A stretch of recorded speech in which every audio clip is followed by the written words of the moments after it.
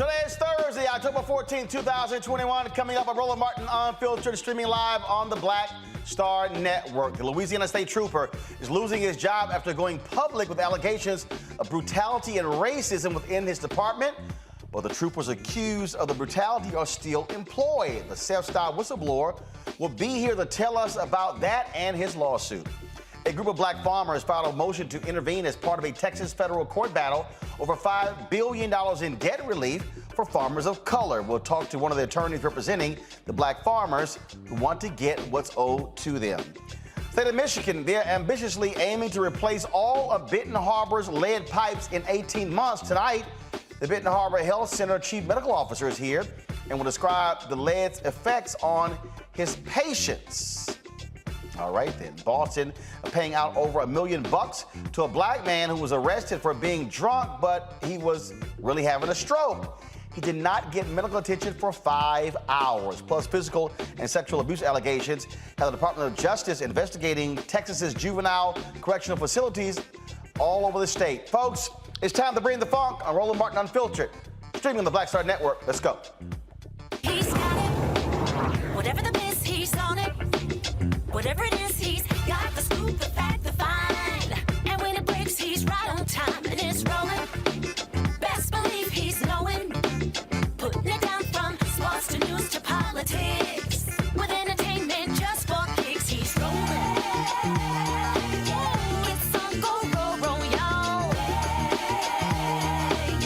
It's Roland Martin, yeah. Rolling with Roland now. He's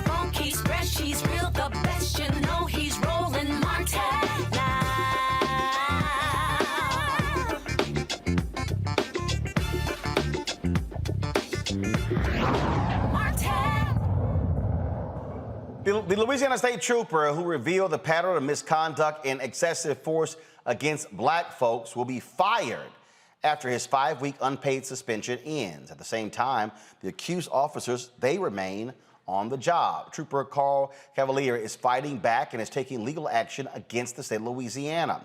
Cavalier alleges he faced racial discrimination and that his whistleblowing activities led to the suspension.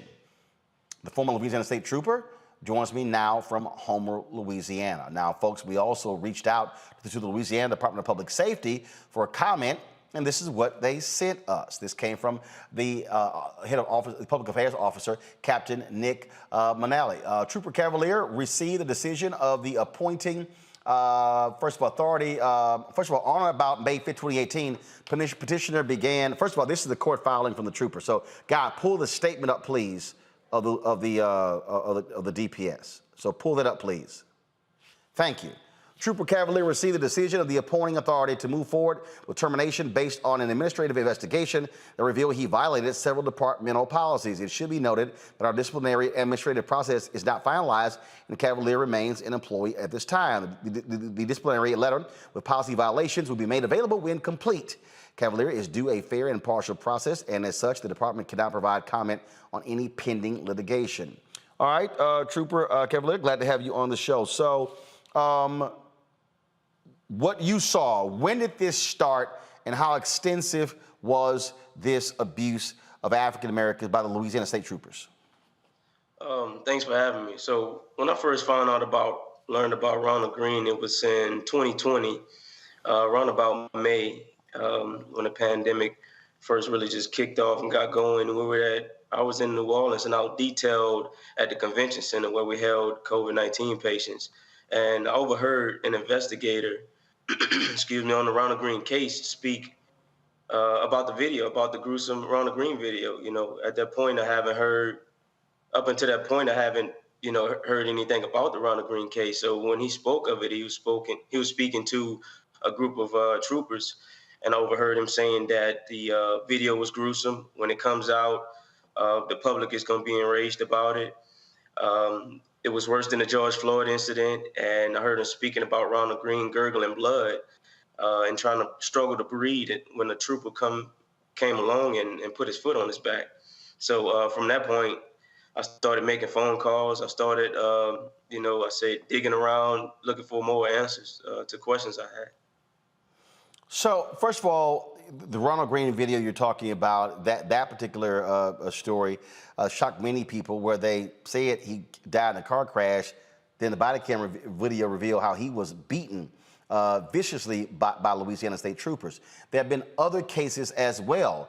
And what you detail is an ongoing, consistent effort by Louisiana State Troopers beating black motorists, and then it being covered up and, frankly, not being dealt with by the state.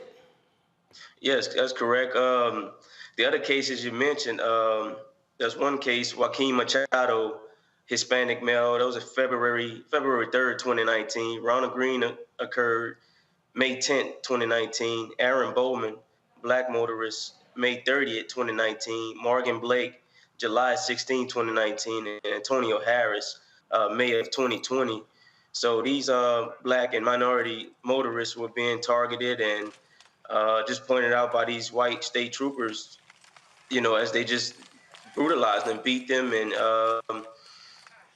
had the leeway to cover it up because their supervisors were allowing it to go on. The supervisors were allowing it to prevail, and the administrative body and state police, they were allowing it to happen as well because the information was brought to their attention. Even as recent as this year, new videos and cases were brought to their attention, but they were just simply pushing it to the side, I guess, to try to save face for the department. Again, we've seen the superintendent of the Louisiana State Police, an African-American, speak out on these issues. But what you're still dealing with is others who say enough has not been done to fix what's happening in this department. What else did you see? What else did you hear about that our audience needs to know? Well, the fact that, we do have African-American colonel, but the thing is, in the public side, he's been very disingenuous. Coming off as someone, he don't have all the information. He don't know what's going on half of the time, but he knows exactly what's going on. As I previously spoke of, he was presented with some cases himself, and the rest of his staff were presented with new cases, new videos. But they just choose not to investigate it. They choose not to look into it. It were videos and cases that the feds didn't have their hands on. They could have very well opened an investigation into these cases. They just want to save face with the public. They just don't want the department to suffer any more damage to its reputation. So I guess, from the outside looking in, it might seem like a relief to have an African-American colonel, but that's not the case right now. And it's not to slander him or his name. I had personal conversations with this guy, but he's just really not doing enough or not doing anything at all. A lot of Black African-American employees, state troopers with state police, are being quiet for the simple fact that he's passing out promotions. He's passing out these promotions, and it's keeping people quiet for the most part on things that they know. Why did you come forward? What was there a tipping point where you said, "I've got to say something"? Yes, of course. I've always known that. First of all, I've always been vocal. I've always been vocal about injustices and things that I deem, not right, unfair to anyone, no matter the color of, or where they come from or whoever they are. If it's wrong, it's wrong. I speak out about it. So I've always been known for that. And I filed a grievance of my own in 2018 when I started personally experiencing, racism for myself and discrimination for myself within the department. My tipping point with this Ronald Green case is just that they murdered him. They murdered him. It could have been me. It could have been my cousin. It could have been my friend, Ms. Mona Hart, and Ronald Green's mother could have been my mother. And I just, I couldn't imagine that being my mom and no one speaks out about it, and at the end of the day, me speaking out about these things is what I get paid to do. I swore and took an oath that I would do just what I'm doing, and that's what I'm doing. I mean, I'm not doing anything wrong. They asked me to do this, they pay me for this, and, but suddenly it's a problem because it's being covered up by the department. Do you believe that this department is definitely going to fire you? And when they say you violated department protocols, like what? What they're saying on paper is loyalty to the department, which is a joke to me. Dissemination of information. A few other things along those lines, but it's all just things to, like I say, to cover the department and I guess try to paint me in a bad light. I just don't understand. I guess I understand it, but it just amazes me, it astonishes me that the department would go at this length to cover themselves and save face instead of just coming out and admit, their wrongdoings and separate themselves from the people who are doing wrong. Questions from my panel here. I want to bring them in to this. Greg Carr, Department of Afro-American Studies at Howard University. Faraji Muhammad, radio and TV host. Reese Colbert, Black founder of Black Women Views. First question, Greg, goes to you. You on mute?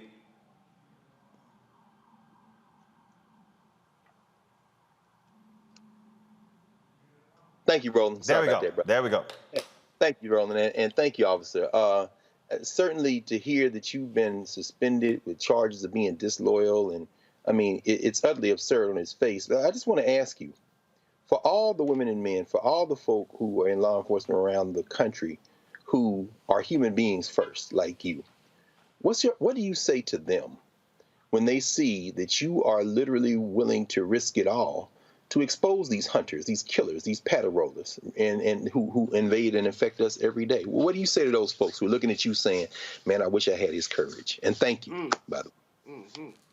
You're welcome. Thank you for those kind words. I would say to those folks that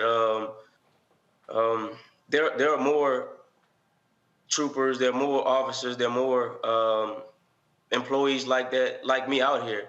It's just that just like state police and many other agencies, it's set up systematically to where if you want to speak out, as far as what I'm doing, you want to do something like this, they're going to make an example out of you. They're gonna hunt you down just like they're hunting the motorists down, and they're going to try to, discredit you in every way they can. They're going to try to, like they're doing to me, take my money away from me. Try to put you in a chokehold, so to say, to make you give up, to make you tap out, to make you give in. They're going to send individuals at you to try to, persuade you to do other than what you're doing. But what I would say is what's important right now is just support from the public, support from, anyone is great right now, will be great right now. And I'm not talking about just money or anything like that, just a word, an email, or a message just saying, hey, keep doing what you're doing. We're praying for you. The prayers are great. It's just the support is very important for people like me to show officers who want to speak out, who want to have the courage to speak out, to just give them the encouragement to speak out. That's what I would say. Thank you, brother. Reese. Thank you so much for your courage and what you're doing. I want to ask a question, and I don't mean this in a negative way at all. But my question is, why go back? I mean, you have been ostracized. You have been demonized by your department under this absurd charge of loyalty or disloyalty. Why go back to that situation where undoubtedly you're going to be hindered from promotions? You'd probably be getting worse assignments. Is this something that's worth going back to, and why? Yes, my belief is if we want to change that place, that department, and many other departments, we need people like me on the inside. We need people like me on the inside to let them know, to put them on notice that, hey, you can't do these things. If, someone like me, standing by George Floyd and Derek Chauvin in that incident, I couldn't imagine, myself standing there while you kneel on a man's neck. You about to come up off his neck for sure. You're going to come up off his neck, first of all. Second of all, you're not going to do that in the first place in front of me because you know who I am, you know what I stand for. But in this particular instance, where I'm asking to be reinstated, my job to be reinstated, it's the principle of the thing. I didn't ask you to leave that job. I didn't do nothing wrong to leave that job. So I need to go back to encourage the people who want to speak out to say, hey, you can speak out and you can keep your job.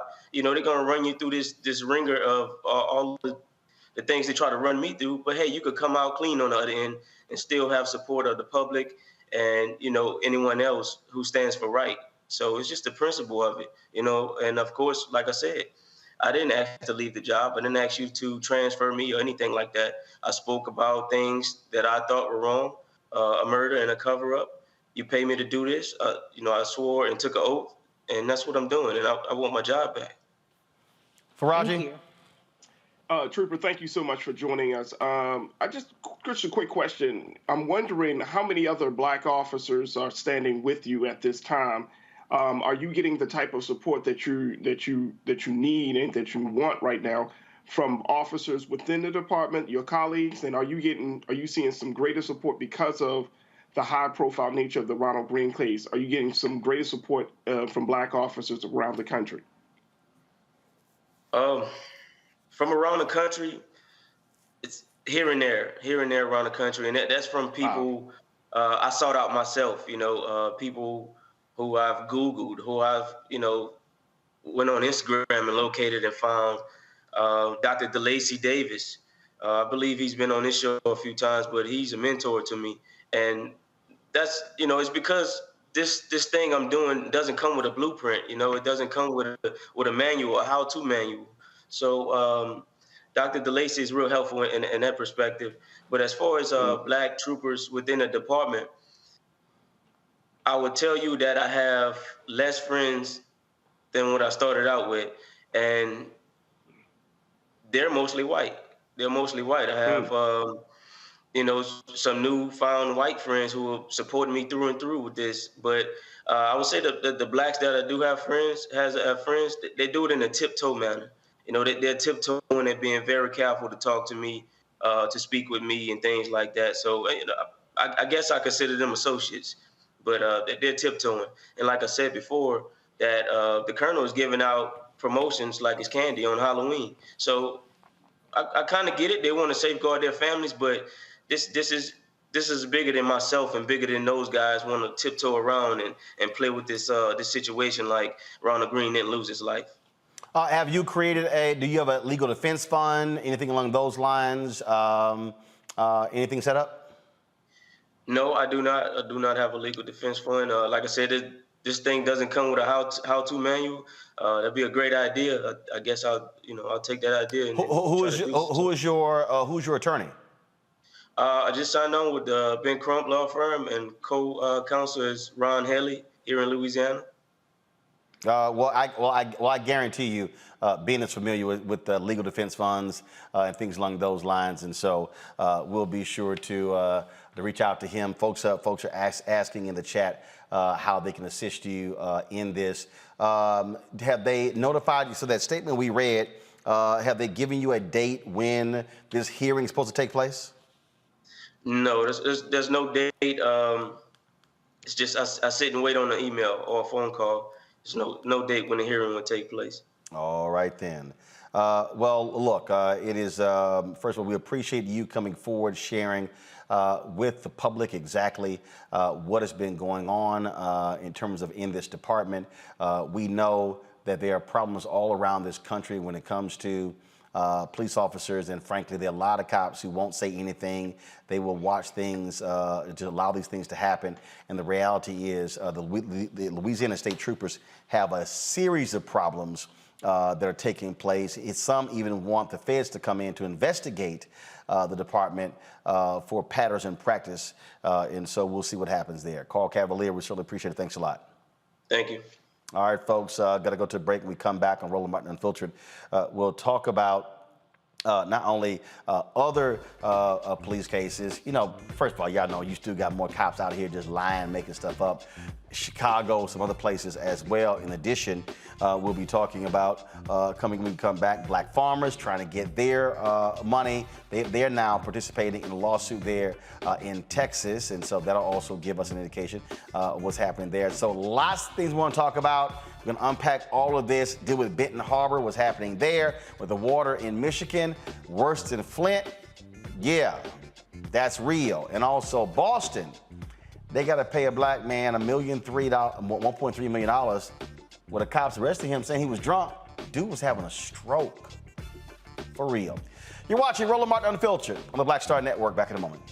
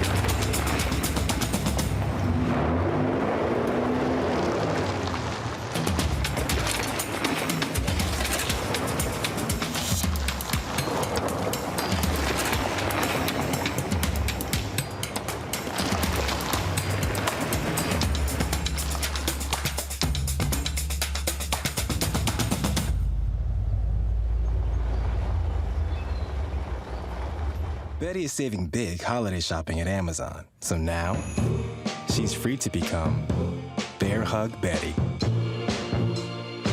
Settle in, kids. You'll be there a while. Ooh, where you going?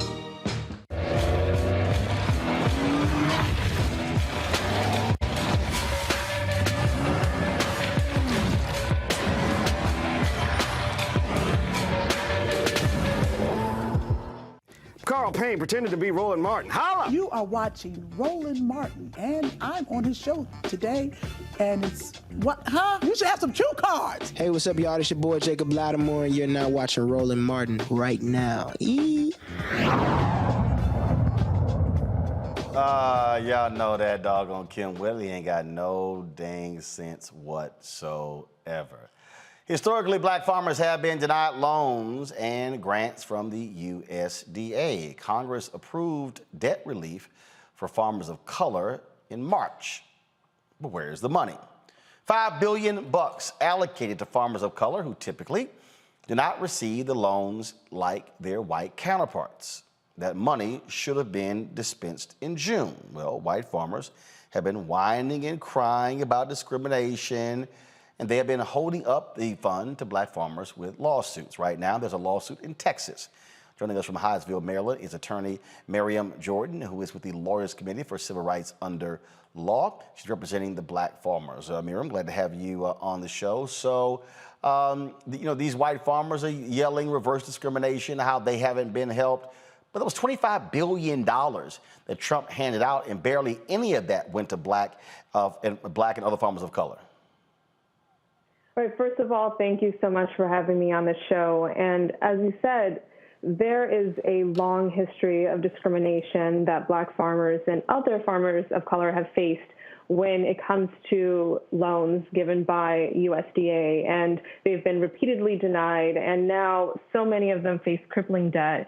And the American Rescue Plan provides debt relief, and unfortunately, a group of farmers are trying to stop this, and this is a program that we should be commending, not trying to stop. So these lawsuits, how many, because I know the case in Texas, I think there was one in Wisconsin, I think. So how many lawsuits have been filed trying to stop this money from going to the black farmers? So there are multiple lawsuits filed throughout the country in Texas, Florida, Wisconsin, Colorado, and other states.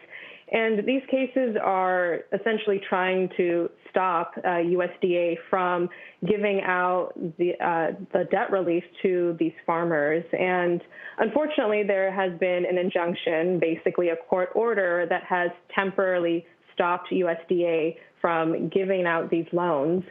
But what is important is that that black farmers should have their voices heard. And that is why we are intervening in one of the Texas cases, Miller versus Vilsack, because it is critical for the judge to understand what is at stake and how so many farmers will lose their livelihoods if there is no debt relief. Okay, so how long do you foresee this going on? Because, I mean, what it's doing is it's holding up progress, and these black farmers are sitting there going, man, we got the money approved by Congress, now we're still getting screwed. Exactly. It is very frustrating for them. So many farmers had received a letter notifying them that they had been eligible for debt relief under this program, and they went ahead and made some significant farming plans expecting that they would get the money. So many of them bought new equipment, bought additional seeds, really expanded their farming operations. And unfortunately, we don't know how long this injunction will last or when the case will be resolved. But it's important to keep in mind that so many of these farmers are in limbo because they have no idea what their future is going to look like. Questions for the panel. Reese Colbert, your question for Miriam first. Yes, I saw that, essentially the black farmers in Texas are concerned that they're not going to get a robust defense from the USDA and the Department of Justice. And the Department of Justice's concern is that this could set a precedent that would actually undercut future race-based or racially specific programs. How big of that, do you think that's a valid concern, I should say, from the DOJ or USDA, or do you think that there's a compelling enough case that this will, even if the farmers were not to prevail, it would not damage or hinder future legislation or any existing programs like it? Well, I think it's important for DOJ to vigorously defend the program. And it is important to keep in mind that it is constitutional to have race-based programs that are trying to remedy and correct past discrimination. And so we support DOJ in defending that program. But again, we also want to emphasize that black farmers should also be part of the conversation and be able to directly communicate how they will be impacted by this case. Faraji. Yes, Miriam, thank you so much for joining us. I'm wondering, do you think that this effort right here is, do you feel like this is an effort to stop, to push black farmers out of the picture at this point? I mean, yes, there's $5 billion. The president said we're going to make this happen. Congress is going to make this happen. But just on an agency level of like USDA, is this an attempt to continue to discourage black farmers from doing the work and then essentially pushing them out of the picture? Do you feel like there's some nefarious motive behind this whole practice? Well, for right now, the program we don't see as nefarious. We actually commend USDA trying to improve and, put these farmers at a good position financially. But it is important to keep in mind some shocking statistics. Right now, I think 1 out of 100 farmers are black. In the past and the last century, 1 out of 7 farmers are black. So you see the significant decrease over the last century. The numbers of black farmers in the country have decreased by 98%. And so even though there's no nefarious motive at play, the facts, I think, significantly speak for themselves when we look at this significant decline of black farmers over the past century. Greg. Thank you, Roland, and thank you, Attorney Jordan. We know that remedying past discrimination, that rationale shifted as far back as Bakke and Croson and all the lines of cases. And we know John Roberts, of course, with his colorblind constitutionalism, is basically saying the way you stop discriminating by race is stop discriminating by race. So we know, I'm sure, that's what Stephen Miller and them are counting on. My question is, I guess it's a two-part question. Number one, is the sticking point in this legislation, which may be why the DOJ and them don't really want to push this, and our agriculture don't want to push this, the phrase socially disadvantaged as a proxy for race? I'm thinking about Anthony Kennedy now. And what about the strategy of while this goes through the courts, is there a way to adjust the legislation? I mean, what's your opinion on perhaps changing the legislation, or is this just is there no way to get around that language that's a proxy for race, which seems like that's what they're targeting? Right. So even though they're targeting this phrase, socially disadvantaged farmers, it's a significant phrase given that the way USDA has interpreted is targeting farmers that have experienced racial discrimination in the past when it comes to their loan practices. And so this is a significant interpretation. And even though there are criticisms of this legislation, given what is happening in the lawsuit, it's important to keep in mind that this legislation is the first of its kind to provide this complete debt relief that has been, quite frankly, caused by just years and years of discrimination against black farmers and other farmers of color. Thank you. All right, then. It is a story that we have been covering for quite some time. We've had John Board on the show many times, Mr. Miriam. We appreciate the work the Lawyers Committee is doing here and certainly keep us abreast of what happens with this case. Yes, thank you for having me. And if you want to support our organization, go to our website, lawyerscommittee.org, and you can take a look at our great programs and donate directly to the organization. See, there you go. See, I had to teach Kristen Clark when she led y'all to always drop the website and how to give. You needed no prodding from me to do that. So that's always important. Tell folks where to give, where to donate, because y'all do some absolute great work. Thanks a bunch. And also, we're going to be next week. Y'all have your awards gala, and we're going to be live streaming it here on Roland Martin Unfiltered and the Black Star Network. So congratulations. Thank you. Thank you for having me. All right. All right, folks. Here's the whole deal that we're facing right here. And Greg, you hit it. And that is, you got these white folks who are trying their best to go after anything that helps black folks. Now, they don't want to say a damn thing about the $25 billion that went to all these white farmers. But all of a sudden, oh my God, no, this is unfair to us. Man, get the hell out of here. That's right, Roland. I mean, and again, it ties back to what you've been saying now for years, brother. Elections have consequences. This has been filed in the Northern District of Texas as an attempt to intervene. And if it goes through the federal courts, it's going through the Fifth Circuit.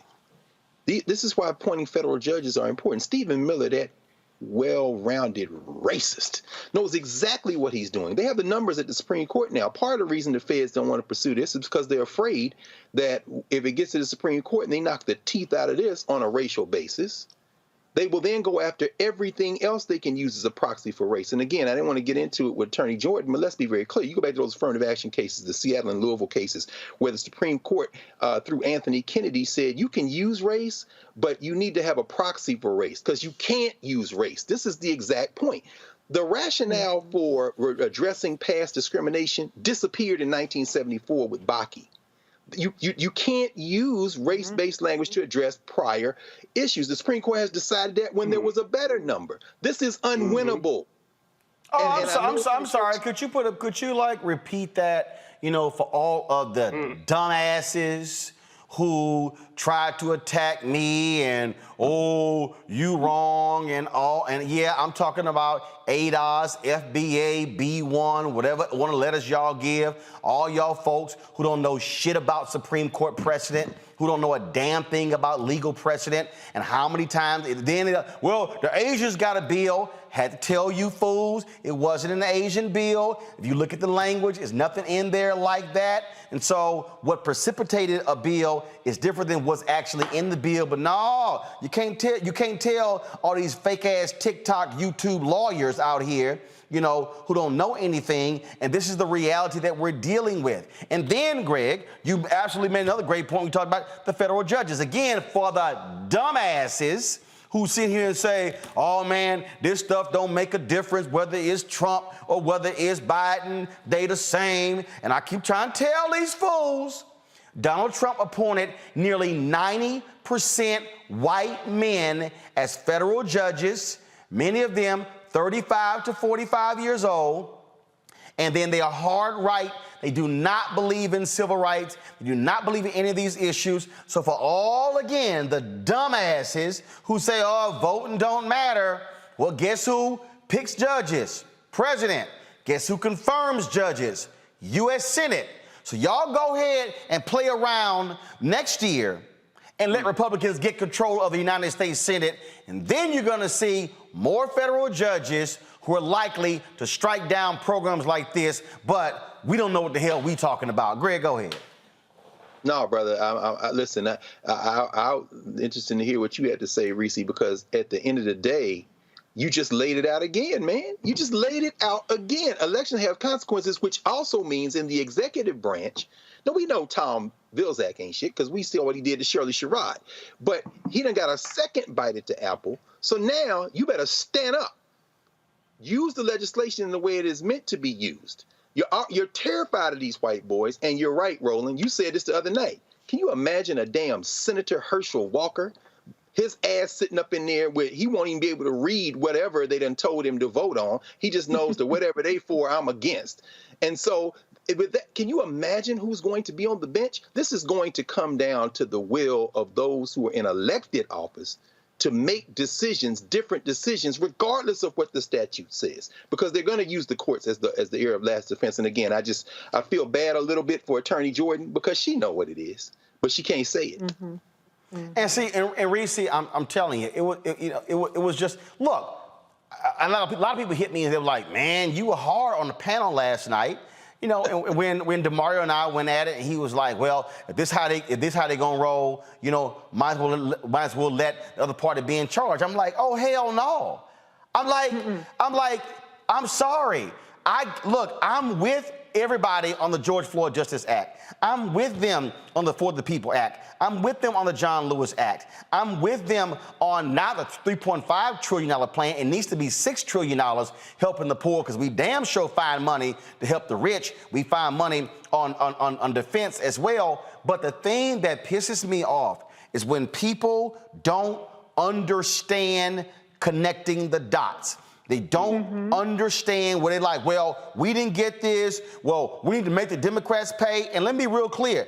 I'm a firm believer in whooping their behind. But what I do know is the other side don't give a damn about us. Black Republican Burgess Owens don't give a damn about us. That brother in Florida who said he would oppose Juneteenth holiday. He gonna oppose. He's staying with Donald Trump, Byron, I think with Donald. Don't give a damn about us, okay? Mia Love, when she was there, she wasn't sitting here repping for black folks. Now she running her mouth on CNN. I'm like, they ain't sitting here swinging for us. So I'm like, y'all play around and see what happens by saying voting don't matter. I'm just gonna stay at home, and then see who's in charge of DOJ. Who's in charge of every federal agency? Who's in charge of all the contracting programs? To all y'all people don't understand anything, but under Obama, they broke down contracts by race. Trump bundled the contracts back up. Smaller black-owned firms couldn't even compete for them. Didn't even keep information about race because they're like, no, we ain't giving y'all a damn thing. But all these fools say, everybody the same. And I hear these fools, what do they call Joe Biden? Jim Crow Joe. Okay, well, guess what? I'm going to show you some white federal judges who don't give a damn. Oh, by the way, all y'all out there, yeah, FBA, ADOS, B1, tell me how many black judges Biden has named. Since y'all want to run your mouth, and yeah, I'm calling you out by name. And yeah, and I want your punk asses doing some videos on me because you need some clickbait. Do the math. Do the math. Show me how many black judges, how many black female federal judges who will be there for life. They have been appointed so far under Biden Harris, since y'all smart asses know so much. Reese, go ahead.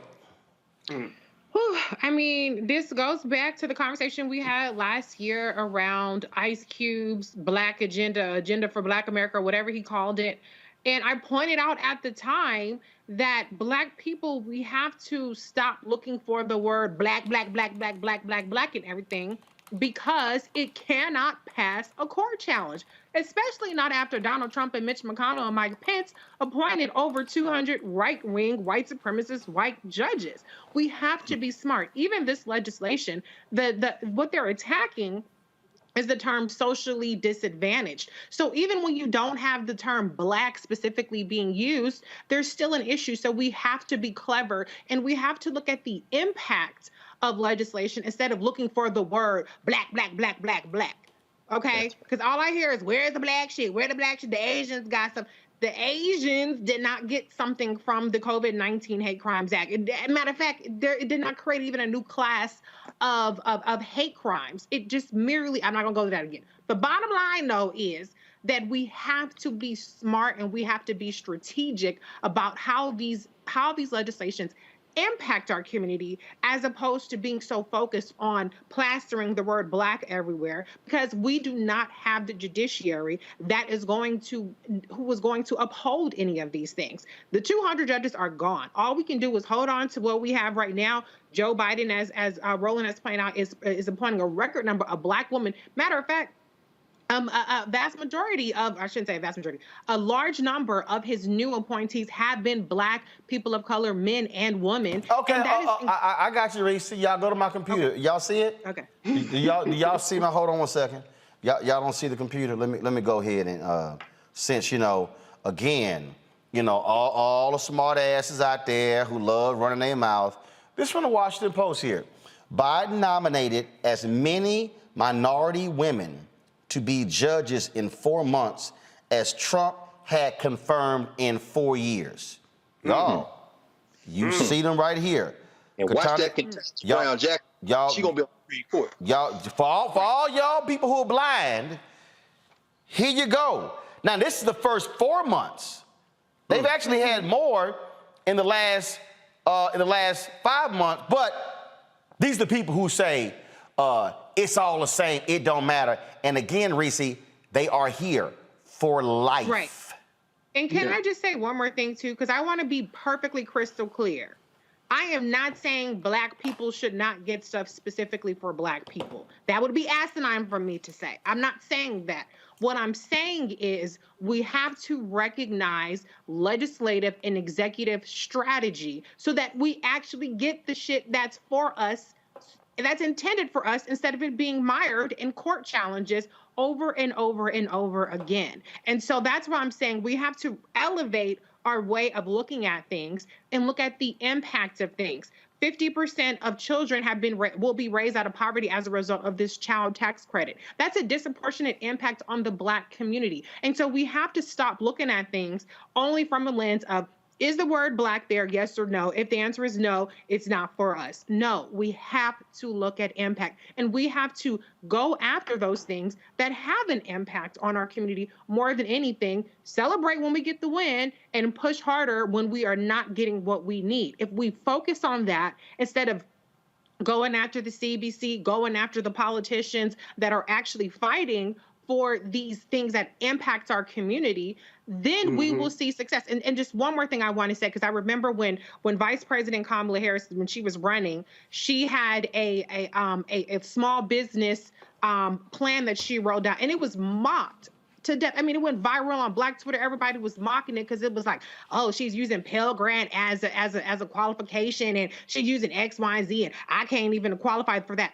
That's called strategy, because who disproportionately qualifies or gets Pell Grants? Black people did, because I remember when they was attacking Obama over his revisions to Pell Grants that hurt HBCU and Black students. And so you have to look beyond the clickbait, look beyond the headline, look behind the neon sign, okay? And you have to look at the impact of things and actually be focused on that, because that's what the other side is focused on. Right. They didn't see Black, but they saw something that said, oh shit, the Blacks is going to get that. We got to stop it. We got to start looking like the way they look at things. And when we talk about this case, that when it comes to these Black farmers, Faraji, it's going through the federal court system.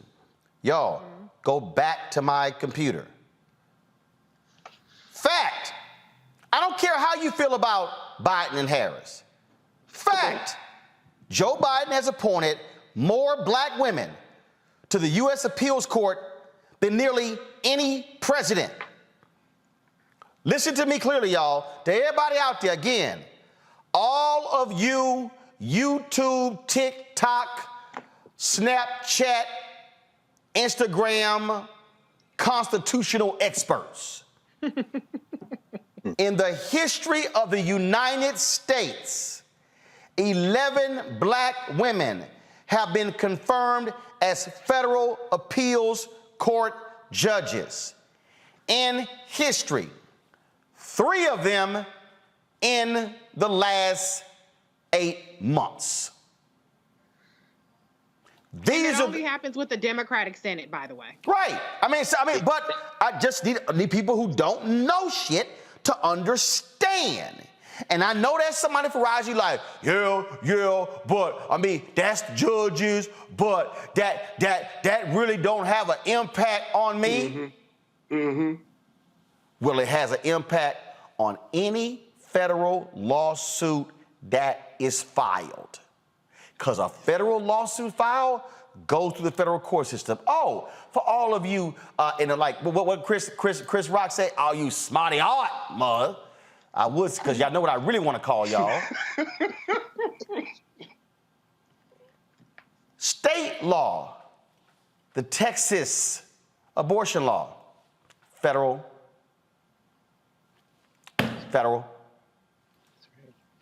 Mandates, federal. Prop 4, Florida, federal lawsuit. Yep. We could go on and on and on. But that's for all y'all people who say elections don't matter. Faraji, go ahead. Real quick, and I think you've proven the case right here, Brother Roland. And understanding the fact that, and I love what Reese was saying, that we don't always have to think black. We're talking about making some progress. We're talking about making some gains. And when you're talking about this situation with Black farmers, this is $5 billion on the table. And as I was listening to Attorney Jordan, and I'm with you there, Dr. Carr, when you said that, in the back of her mind, she knows that this is a uphill battle. But look at, I want to bring everybody's attention to Texas. What the hell is going on in Texas? Regarding what? You know what I'm saying? Regarding what? In terms of just Okay, it's not, okay, y'all, this ain't hard. Okay, this is not hard, okay? Republicans control every statewide office in Texas. That shit ain't hard. Texas. No, that's not the hard part. That's the point that I'm making. That's the point that I'm making. That if you are talking about really waging war, go to those key states, Texas, Florida. If you want to really get into the ground, and look, as much as we talk about the higher offices, look, I was always taught as a community organizer, politics is local. You start with your local jurisdictions. You start on the ground. That's where the changes are. And why? Because you have to do the part of waking people up and to educating people. You know, before you have any type of voter rights voting registration campaign, you have to have a voter education campaign. You have to lay it out for people to understand, okay, here are the big issues that affect us. Here are the big money. This is the issue regarding education, and helping people to get a sense of what they're up against. And that's the problem, because we just jumping all over the place. And if we understand that you have hubs like Texas, like Florida, and a couple of other states that have the power. They have the power in Congress. They have the power because of the population, and they have power because of the resources. They have power. So look, if I was the Democrats right now, I would be looking at Texas. 2022, I'm looking at Texas. They're not. They're not. I'm looking at Texas. No, they're not. Because the problem is you do not have a party that understands long-term implications. The only reason Georgia changed, because Stacey Abrams, Raphael Warnock, and a host of others said, you know what, we're not going to wait on y'all to do something. So we're going to do this ourselves. I'm telling you, that's the only way Georgia changed. But here's the other deal though. What you can't do is you can't go into Texas just in the election year. Right. No, you got to go in and understand looking at the numbers right now. And again, why do I keep talking about voting on state level? It's because of gerrymandering. Right now, it's there are 30 state senators in Texas. Okay, you now have the Republicans who actually want to stretch their margins. They actually want to take away 2 more Democratic state districts. Okay, Senate districts. That's happening right now. Same thing in the House, because we got people who want to sit here and play games. If you want to talk about how do you play chess, not checkers, what people should be saying to the Biden administration is throw out the Donald Trump census. How about that? See, if we want to go there, throw that census out, file that lawsuit. But see, here's the deal. You got a bunch of, and I'm being straight up, you got a bunch of rich Democrats, rich progressives, okay, who want you to come kiss their ass, and they're not doing what the Republicans are doing. See, you don't have the same energy in terms of Democratic donors as you see that Koch network. Okay? Now, you got George Soros funding a lot of stuff. But I'm talking about, show me the rich progressives who are sitting here saying, you know what?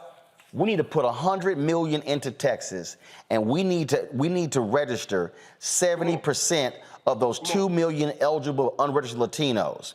And we need to move 1,000 people into the state. Oh, you know what? We need to sit here and say, okay, we need to go into Florida and say, fine, we're going to start paying off. Okay, you heard Desmond Meade. They've raised $25 million. Oh, that's right. For everybody out there, remember that all that money that Mike Bloomberg said he was going to give to pay off the fines in Florida? Didn't send a check. I checked. Nothing came to the Florida Rights Restoration Coalition, okay? And so if you want to sit here and change the state, then say, all right, we're going to drop $100 million on the Florida Rights Restoration Coalition. Y'all can pay off the fines of these folks. All of a sudden now, those 1.4 million eligible folks who now can vote in Florida, now you can change elections there. See, that's what we're dealing with. But what I need black people to understand, I need black people who sitting there. I saw some fool today. Oh, yeah, that Reese and Greg Carr and Roland, y'all all sitting here about the Democrats and being puppets. All right, this real simple. Who the hell gonna be in control? This real simple, okay? It's real simple. Democrats or Republicans. which one are you likely to get a bill to fund the black farmers? I'll wait. Which one are you likely to get investigations of patterns and practices in police departments? I'll wait. Which one are you likely to get $7 billion in a year and a half to HBCUs? Oh, that was not Donald Trump. Don't believe the hype. Please, by all means, show me the $6 billion in loan forgiveness that went to HBCUs under a Republican president. I'll wait. See, this is the problem.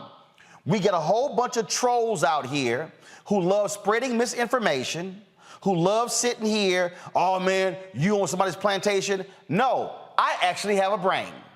I have eyes. I have ears, and I see exactly who is trying to screw me. All I want to know is this here. Please, y'all, show me which party don't want to pass the Voting Rights Act. Come on. Come on. I'll wait. I got time. I'll wait. So we can sit here and engage in these conversations. See, we can sit here and sit here and tout rappers who sit on panels talking about public policy, yet when have you actually seen them fund public policy initiatives? Oh yeah, I went there because see, I'm tired of people pontificating about who ain't done this, who ain't done that, and they're not using any of their resources or any of their social media capital to actually leverage something. And excuse me, wearing a hoodie and snapping a photo on Instagram ain't the same as being in the game. Yeah, I said it. So for every ADOS, FBA, B1 person, and when y'all little punks do your little videos and y'all know who y'all are, I didn't give a damn about your punk ass last week. I don't give a damn about you today, and I don't give a damn about you next week. Just so we're clear.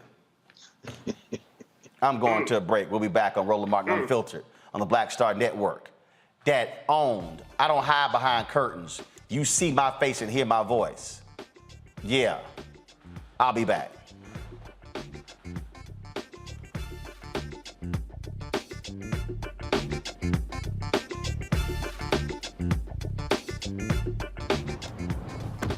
Oh, that spin class was brutal. Well, you can try using the Buick's massaging seat. Ooh, yeah, that's nice.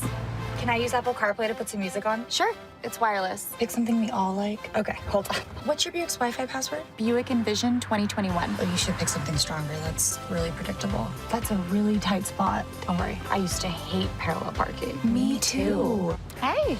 Really outdid yourself. Yes, we did. The all-new Buick Envision, an SUV built around you. All of you. Once upon a time, there lived a princess with really long hair who was waiting for a prince to come save her. But really, who has time for that? Let's go.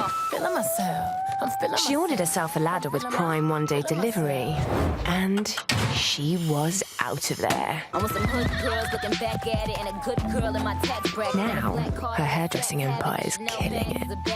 And the prince, well, who cares? Prime changes everything. My name is Charlie Wilson. Hi, I'm Sally Richardson Whitfield. And I'm Dondre Whitfield. Hey, everybody, this is your man, Fred Hammond, and you're watching Roland Martin, my man, Unfiltered.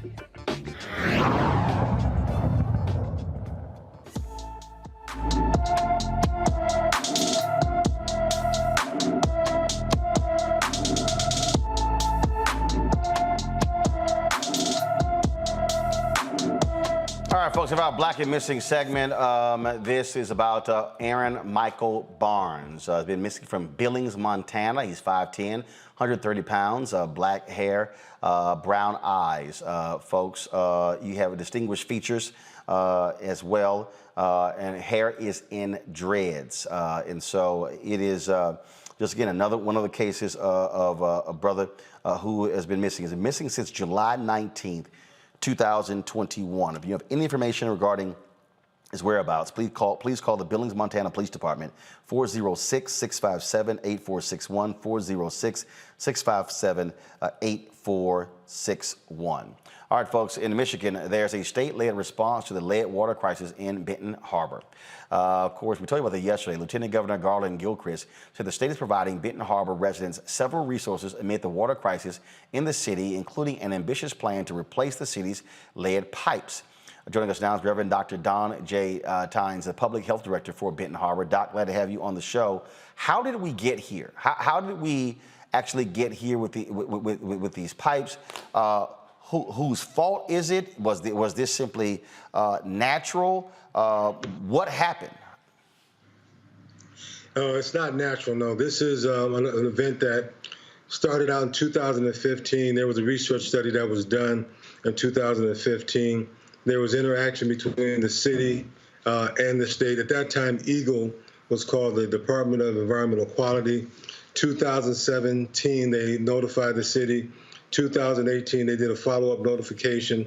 Then after that, 2019, the commission and the city residents became aware that there was an issue. You had an activist named Reverend Edward Pickney, who formed a Benton Harbor Community Water Council that went out to work with the city, Mr. Mike O'Malley, who ran the water department at that time, to go out and to do testing. And the testing revealed that they had some higher levels than Flint, Michigan itself. And so that caused an action item. And then at that time, all I can say is that history kind of repeated itself, and that we in the city thought that it was better than what it was, but it wasn't. And as a result, we did the exact same thing that Flint did. We made the exact same mistakes that Flint did. And the people got exposed to lead for several years.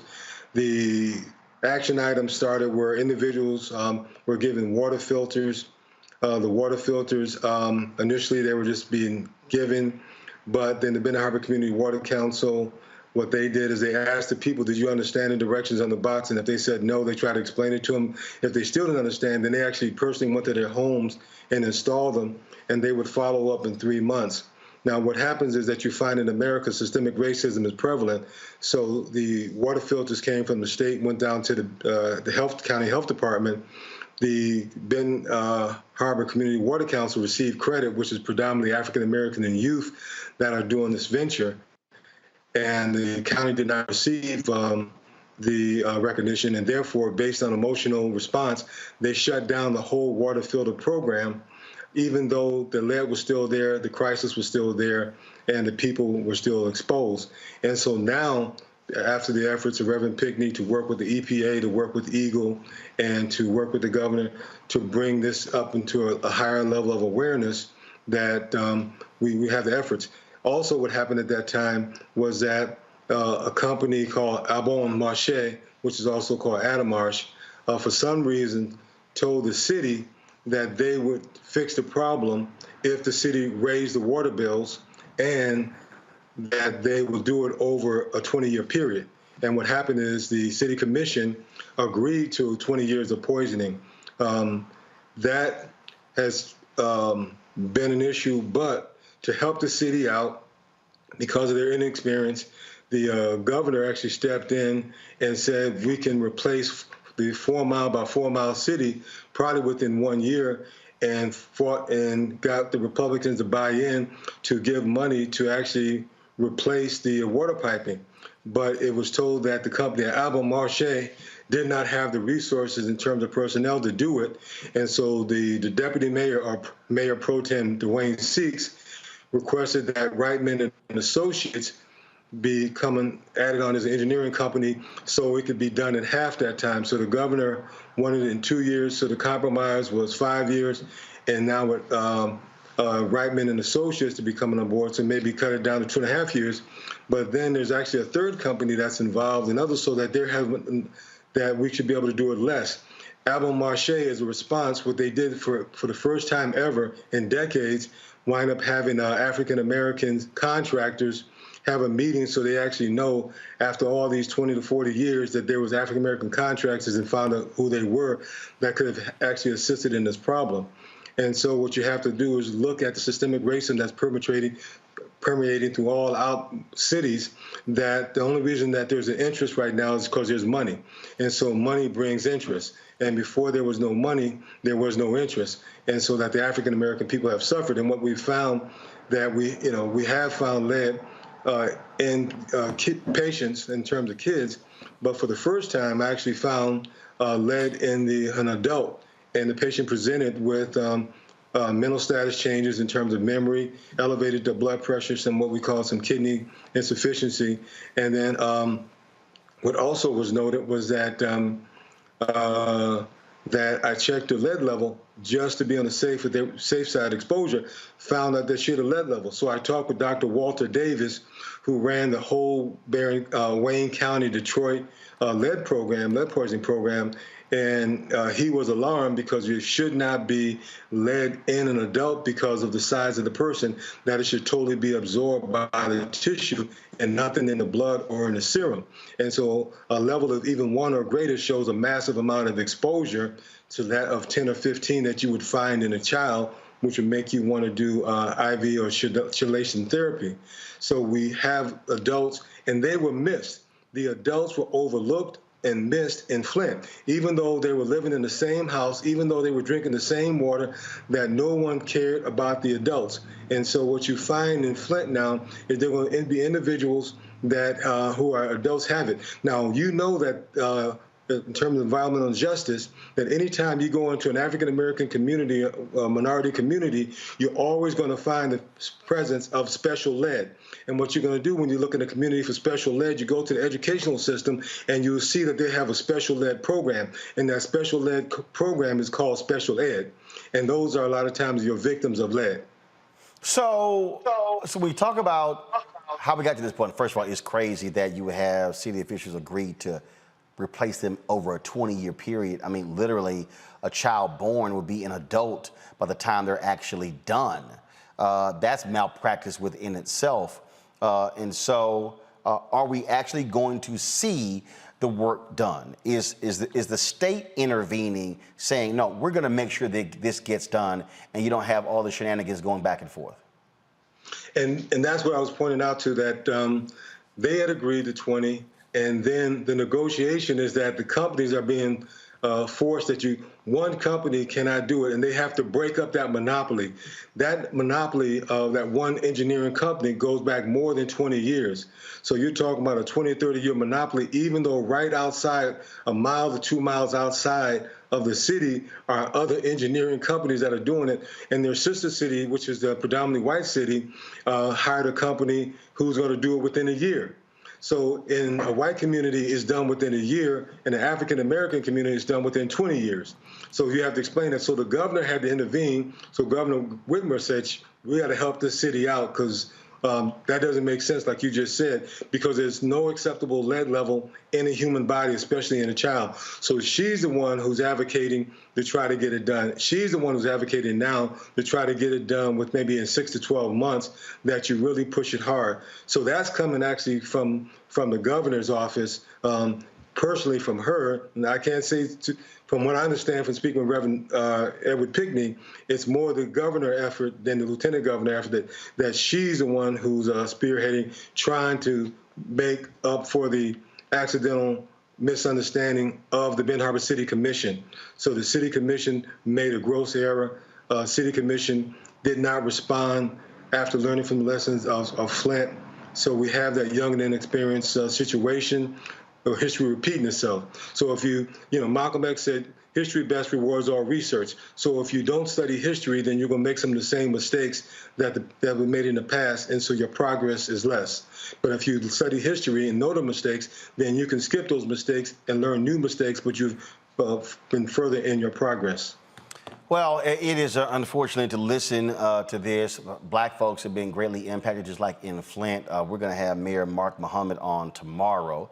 They reached out to us to talk about this. And so, hopefully the work gets done and the people don't have to sit here and drink bottled water and listen to these admonitions of doing nothing. I mean, not being able to use the water, take showers, baths, things along those lines. That just makes no sense whatsoever. None. But I must say this, that I need you to make sure that you also reach out to Reverend Edward Pickney, because he is the one who brought this to the forefront. He's the one that the governors talked to. He's the one that Eagles talked to. He's the one what EPA brought to. That came from a community activist point of view. That was not city related, city ran or city promoted. And all the water that's actually coming in now is directly related to that Benton Harbor Community Water Council, which he is the president of. He pushed the hand. He put in a petition. He's the one who's threatened to do the lawsuit. No, I got So you. No, but see, I want some answers from the city, because what I want to know from the city is, why did it take all of that? That's what I want to know. Yeah, you're going to have to ask them that. And trust me, I will. Mm-hmm. So what you find is that here the people need to know two things. One, that you can, as a person, as a community activist, you can make a change, make a difference. The thing that happened in Flint, there was African-American doctors who notified that this was a problem with Flint, but it took a non-African-American pediatrician to speak up when they say this was a problem. And so now you have to deal with that issue. The second thing is that adults need to be tested as well as children, because they've been exposed, and you're not going to see it in the blood because it's already absorbed in the tissue, but you're going to find them. They're going to have headaches that they cannot explain. They're going to have memory problems that they can't explain. And people want throw it off to Alzheimer's. They're going to have elevated blood pressure. They're going to have kidney disease. When you look in African-American communities, you're going to find dialysis centers that may be your kidneys-related centers, like you have special ed, which is special ed in the community. So we may be seeing the ravages of lead in these communities. A prison study showed that they looked at the African-Americans in prison, and they looked back and they found that in infants they had been exposed to lead. And then in Wayne County juvenile system, they're seeing that individuals who are going up for murder that haven't been exposed to lead. So we have to really look at this. But the bright side is that the people who've been injured by lead, if you give them special concentrated efforts, they actually excel those who have not been expelled. The body tries to overcompensate in helping them to learn, but in our special ed programs, once we put them special ed, that special ed, that wouldn't have been especially dead, and that we don't really do any efforts to try to enhance their academics. So we need to increase their academics, we need to test the adults and the children, and we need to do that now. All right, Doc, I appreciate it. Thank you so very much. Keep up the good work. Thank you, sir.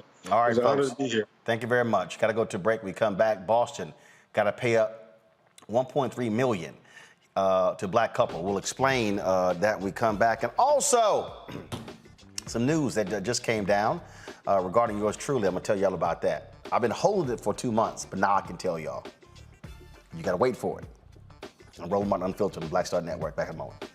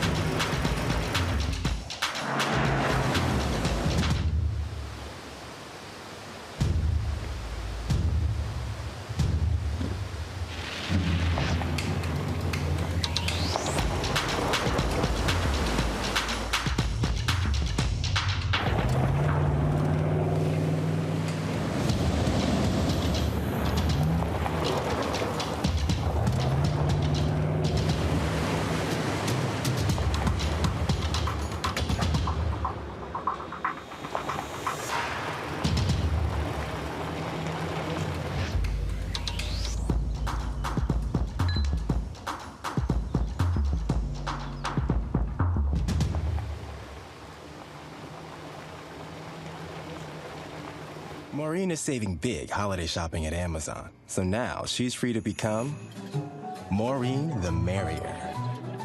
Food is her love language, and she really loves her grandson. Like, really loves. Yo, what's up? This your boy Ice Cube. What's up? I'm Lance Gross, and you're watching Roland Martin Unfiltered. The city of Boston is paying a black man $1.3 million after cops arrested him while he was having a stroke. Al Copeland got sick and pulled over on the side of the road. 2 hours later, police arrived and assumed he was drunk. In the holding cell, he fell and hit his head. Cops let him, quote, sleep it off. After Copeland vomited in his cell, police then took him to the hospital, where after several hours of waiting, the medical staff finally realized he had a stroke. He needed weeks of rehabilitation and has lost some of his motor functions because of the stroke. Copeland has not received an apology. Faraji, that is unbelievable. Reese. Yeah, I mean, you know what? This just shows the kind of medical racism and the hostility that people have when they approach Black people. It's not just a problem with the police officers. We see this in hospitals where Black people are not believed when they talk about their pain threshold. And so this is how we constantly have these disparate outcomes, and they try to blame it on personal responsibility. But really, this racism is baked in. And so I wish this was something that we can call an isolated incident, or even just an issue, one of the many issues with police. But we see medical racism rearing its head in so many different ways. And unfortunately, this gentleman has suffered consequences, health consequences that are going to be long term. But I think that there is a very small, it's not a big, but a very small consolation in the fact that the police department has been obligated to pay up, but they should absolutely apologize. But they won't, because that would require, as Dr. Carr says often, seeing a human being and a person that they're actually there to protect and serve, as opposed to a person that they're to oversee and terrorize. Raji. That's right. Raji, you're on mute. I think the whole situation is a tragedy, just simply because, police officers police officers are trained to assess a situation and to figure out the best response. And when we keep hearing situations like this happening, and then for a man not to get the medical attention that he needed in a given point in time, it's just embarrassing, to say the least. And so it's almost like now it's just hard to try to put any type of trust or faith that any officer that comes into a situation is going to be competent enough and trained enough to know what to do in the case in that emergency. And when you're talking about this ongoing, and if this was just one issue, one incident, I could say, okay, that was just a one incident. But there's a pattern where we're seeing police officers who think one thing and it's actually another. Police officers that don't know the difference of dealing with the issue of mental health, and they don't know how to deal with a situation. It's just becoming a long-standing systemic pattern, and it's, I don't know if it's just training, but it just should be common sense. You can't pop out the car with your guns drawn and then automatically make an assumption that, a person is responding a certain way. The man was having a stroke. Like just to take the moment, take a beat, to take it in and say, okay, sir, what's going on with you? It's unacceptable. It's absolutely unacceptable. Greg? No, yes, not no, yes. That is exactly right. Reminds me of Dougie Fresh's sample of Slick Rick. This kind of shit that happens every day. In other words, think about the fact that we even have this conversation. Why are we even talking about this? Because Ms. Copeland, Valerie, called looking for her husband when he didn't come home, to find out the car was towed, to find out why it was towed, to find out her husband was in jail, to find out, and this man lost 2 months of his life in a coma, woke up like, what the hell happened? Right. And they still wouldn't even got that 1.3 million. And I'm wondering, is anybody else looking at that number like, that's low as hell? You should have gave them 50 million. But they wouldn't have got that if they hadn't gotten a lawyer and tried to sue. And the paddle rollers, why should they apologize? As you say, Reese, they're hunting. That's what they do. Now, what is your training? Did everybody have their sense of smell detached? Because if he was drunk, you'd have smelled liquor on his breath. But guess what? You didn't care. That man could have died. The only way we even know about it is because his wife went after them, and then the two of them got together and went ham on the city, and they gave him 1.3 million before taxes. This kind of shit happens every day. When people hard get told, when they get pulled over with no apology, and meanwhile, the stress factor, as my friend Jules Harrell at Howard, who studies stress and has been doing it for the last 50 years, talks about this.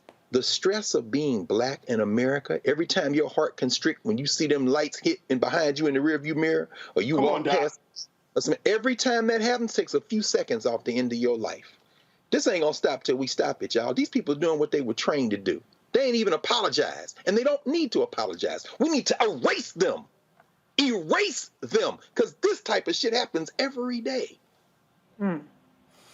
Folks, the Department of Justice, they're investigating the Texas Juvenile Correctional facilities after receiving reports of physical and sexual abuse. The inquiry focuses on conditions at 5 detention centers operated by the Texas Juvenile Justice Department.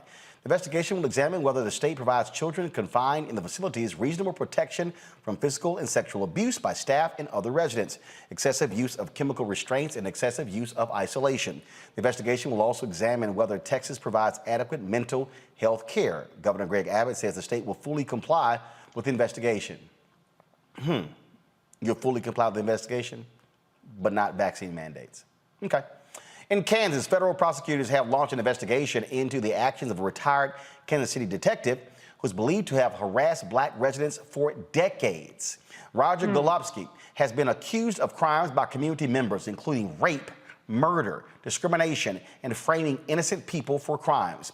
One of those people Golubsky may have framed is Lamont McIntyre. He was exonerated and released from prison after serving 23 years for a double homicide in 2017.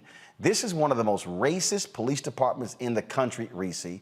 And you've had black folks in that city who've been saying it for quite some time. And you've had this battle back and forth. They opposed Tashara Jones when she ran for mayor. She still won. I mean, it is a major deal. But when you hear this reminds me of John Burge out of Chicago, when he was beating folks with phone books and sitting here and using Vietnam-era tactics to frame black folks. Yeah, but that's well within the handbook of the police department. I mean, we just had the state trooper on earlier who was fired essentially or suspended for disloyalty to the police, to the force, and yet this person who has, and it's a different jurisdiction, I understand that point, but the point is that loyalty is not about humanity. Loyalty is about the blue line. And as long as he's doing what is they're designed to do, particularly when it comes to black residents, then it's free reign. It should not have taken decades. It should not have taken decades. And he needs to be in jail somewhere, not just fired, but he needs to be in jail.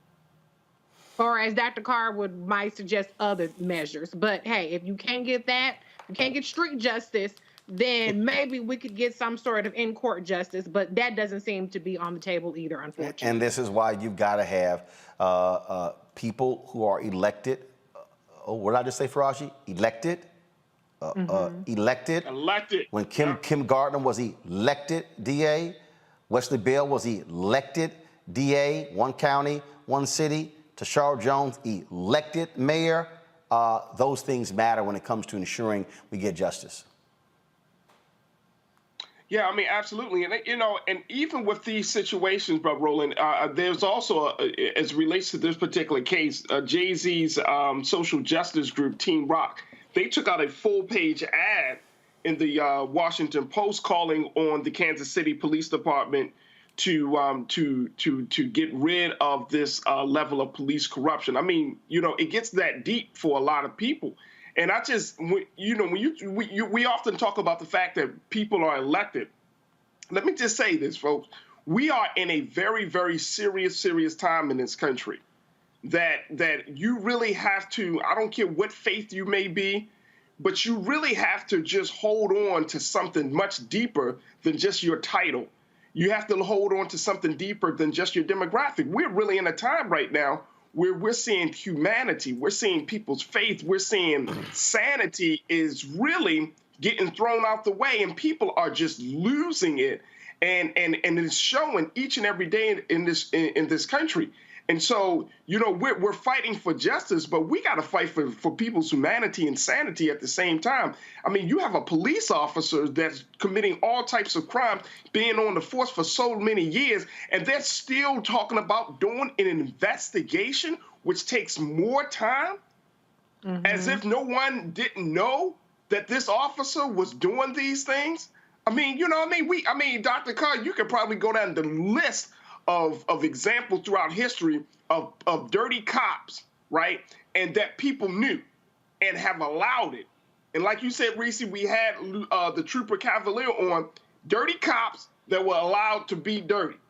And when we're talking about any type of police reform, how come we don't talk about the sergeants, the lieutenants, the captains?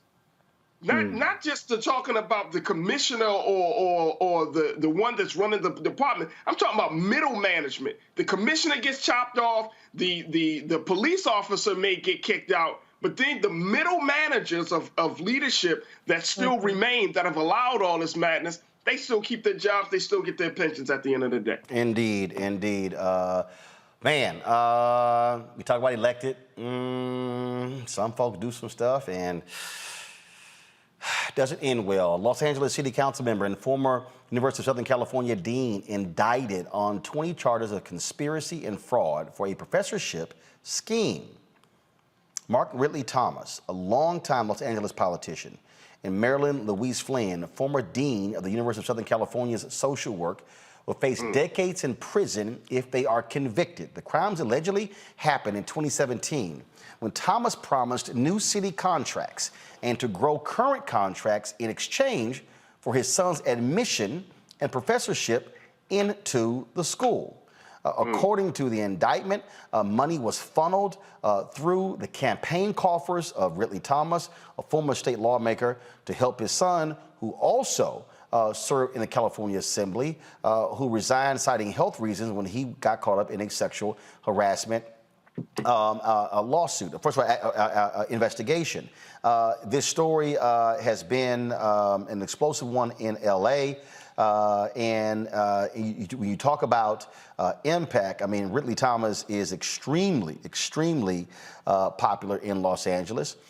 Someone who has been in public life for a very long time, very well known. And I've already been talking with people in Los Angeles who say they pretty much got the goods on him. And so we'll see what happens next. As I said, he is a member of the city council there. And already LA city leaders are calling on him to step down as a result of the indictment on federal corruption charges. He was actually one of the leading voices fighting the homeless problem there in Los Angeles, which is rampant. But again, many folks are saying that, that he should be stepping down. And like I said, he was accused of funneling $100,000 in campaign funds through the university to a nonprofit to be operated by a family member. And so according to ABC7, it said that he also was going to amend a contract with the Department of Mental Health that would bring the school millions of dollars in revenue. And so both of them were informed of the indictment, and they're going to be appearing in LA federal court in the coming weeks, according to the U.S. Attorney's Office. And so we'll be watching that story to see how that unfolds as well. Got to go to a break. We come back. We're going to talk about some student protests at Howard University. And I'm going to reveal to you some great news I learned a couple of months ago. I have not been able to say anything until now. Y'all be the first for me to tell. Before I even put it on social media, I'm going to tell y'all first. You're watching Roland Martin Unfiltered on the Black Star Network. Back in a moment.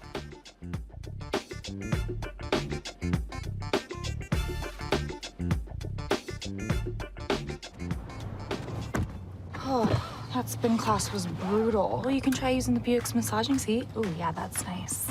Can I use Apple CarPlay to put some music on? Sure, it's wireless. Pick something we all like. Okay, hold on. What's your Buick's Wi-Fi password? Buick Envision 2021. Oh, you should pick something stronger. That's really predictable. That's a really tight spot. Don't worry, I used to hate parallel parking. Me too. Hey. Really outdid yourself. Yes, we did. The all-new Buick Envision, an SUV built around you, all of you. Once upon a time, there lived a princess with really long hair who was waiting for a prince to come save her. But really, who has time for that? Let's go. Feeling myself. I'm feeling She ordered herself a ladder with Prime one-day delivery, and she was out of there. I want some hood girls looking back at it and a good girl in my tax bracket. Now, her hairdressing empire is killing it. And the prince, well, who cares? Prime changed everything. Hi, I'm BB Winans. Hey, I'm Donnie Simpson. What's up? I'm Lance Gross, and you're watching Roland Martin Unfiltered. All right, students with the group Live Movement, a coalition of historically black colleges and universities who advocate for education reform, began their sit-in at Howard University's Blackburn University Center Tuesday evening. The purpose, to demand university officials agree to a town hall meeting by the end of the month to negotiate their demands.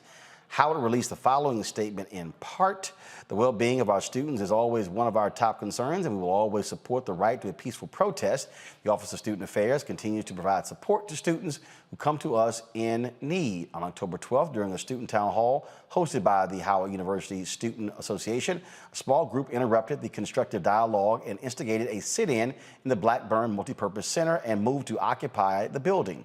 Some students will be asked to meet with Judicial Affairs today to discuss all student code of conduct violations. Now, they are demanding that the student leaders on the board of trustees be returned, as well as other demands as well. And so we've been seeing the social media reports, and so we'll certainly keep you abreast of what happens with that on the campus of Howard University. All right, folks, let's talk coronavirus cases, how they're impacting kids. The number of new infections in children remains exceptionally high, with nearly 150,000 cases reported last week, according to the American Academy of Pediatrics. Children represented nearly a quarter of weekly reported cases. Nationally, COVID cases, hospitalizations, and deaths have been dropping. In the past week, an average of 87,676 people reported infections, and 1,600 people have died of the virus a day. That's according to Johns Hopkins University.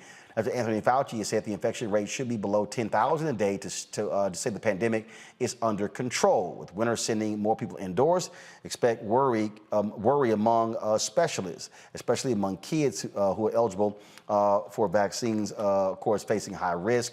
Total infections, about 45.4 million, 738,000 folks have passed away. Now, there's been a lot of discussion about this issue because of Kyrie Irving. Well, last night, Kyrie Irving posted a video on Instagram where he actually talked about why he is choosing to not get vaccinated. He also is not going to be able to play as a result.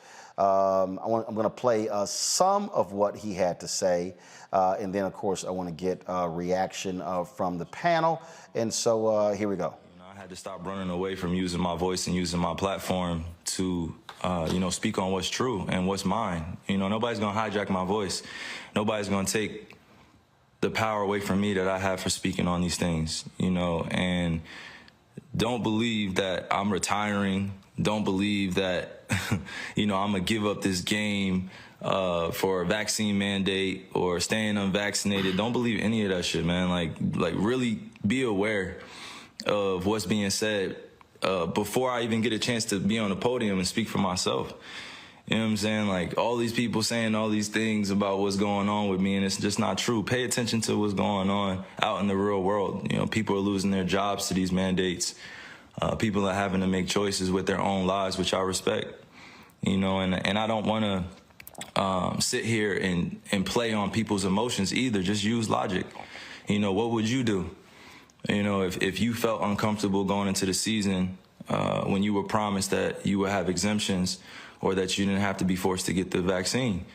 This wasn't an issue before the season started. This wasn't something that I foresaw coming, where I prepared for it. And, I had a chance to strategize on what was going to be best for me and my family. I came into the season thinking that I was just going to be able to play ball, be able to use my talent to continue to, inspire, influence people in the right way. Putting this on me is just like, why are you putting it on me? This is not part of, what's going on in conversations with scientists, physicians, and doctors. I'm just a hooper, right? Like, I'm just a person who's being utilized as an example. For some odd reason, people love to have my name in the mix of just some BS. Like, just hearing the way people speak with so much conviction about what I should be doing with my life and what, my teammates should be feeling about me, what the organization be feeling about me. And All right, so the Nets announced, first of all, you had the New York City rules where they said he could not practice with the team or play in home games. Then the Nets came back and said he's not going to play at all till the issue is resolved. There's been a whole lot of conversation about it. Bottom line is, I have no problem with the decision of the NBA and the Nets requiring folks to be vaccinated. Look, it's his right not to get vaccinated, but here's the deal. They don't have to actually play you. They don't have to play you. And he's talking about people losing their jobs. I have absolutely no problem with the rules that people are putting in place, because the reality is, when you are an owner, when you're a CEO, you have to be concerned about the well-being not just of the individual, but all of the individuals who are in the workforce. Let's get thoughts of our panel. Reese, I want to start with you. Well, first of all, let me just throw out some numbers here. There have been 404 million doses of the vaccine, the COVID-19 various vaccines administered in the United States to date. Over 189 million people are fully vaccinated. And so there are a lot of people who are getting the vaccine, okay? it's not about you.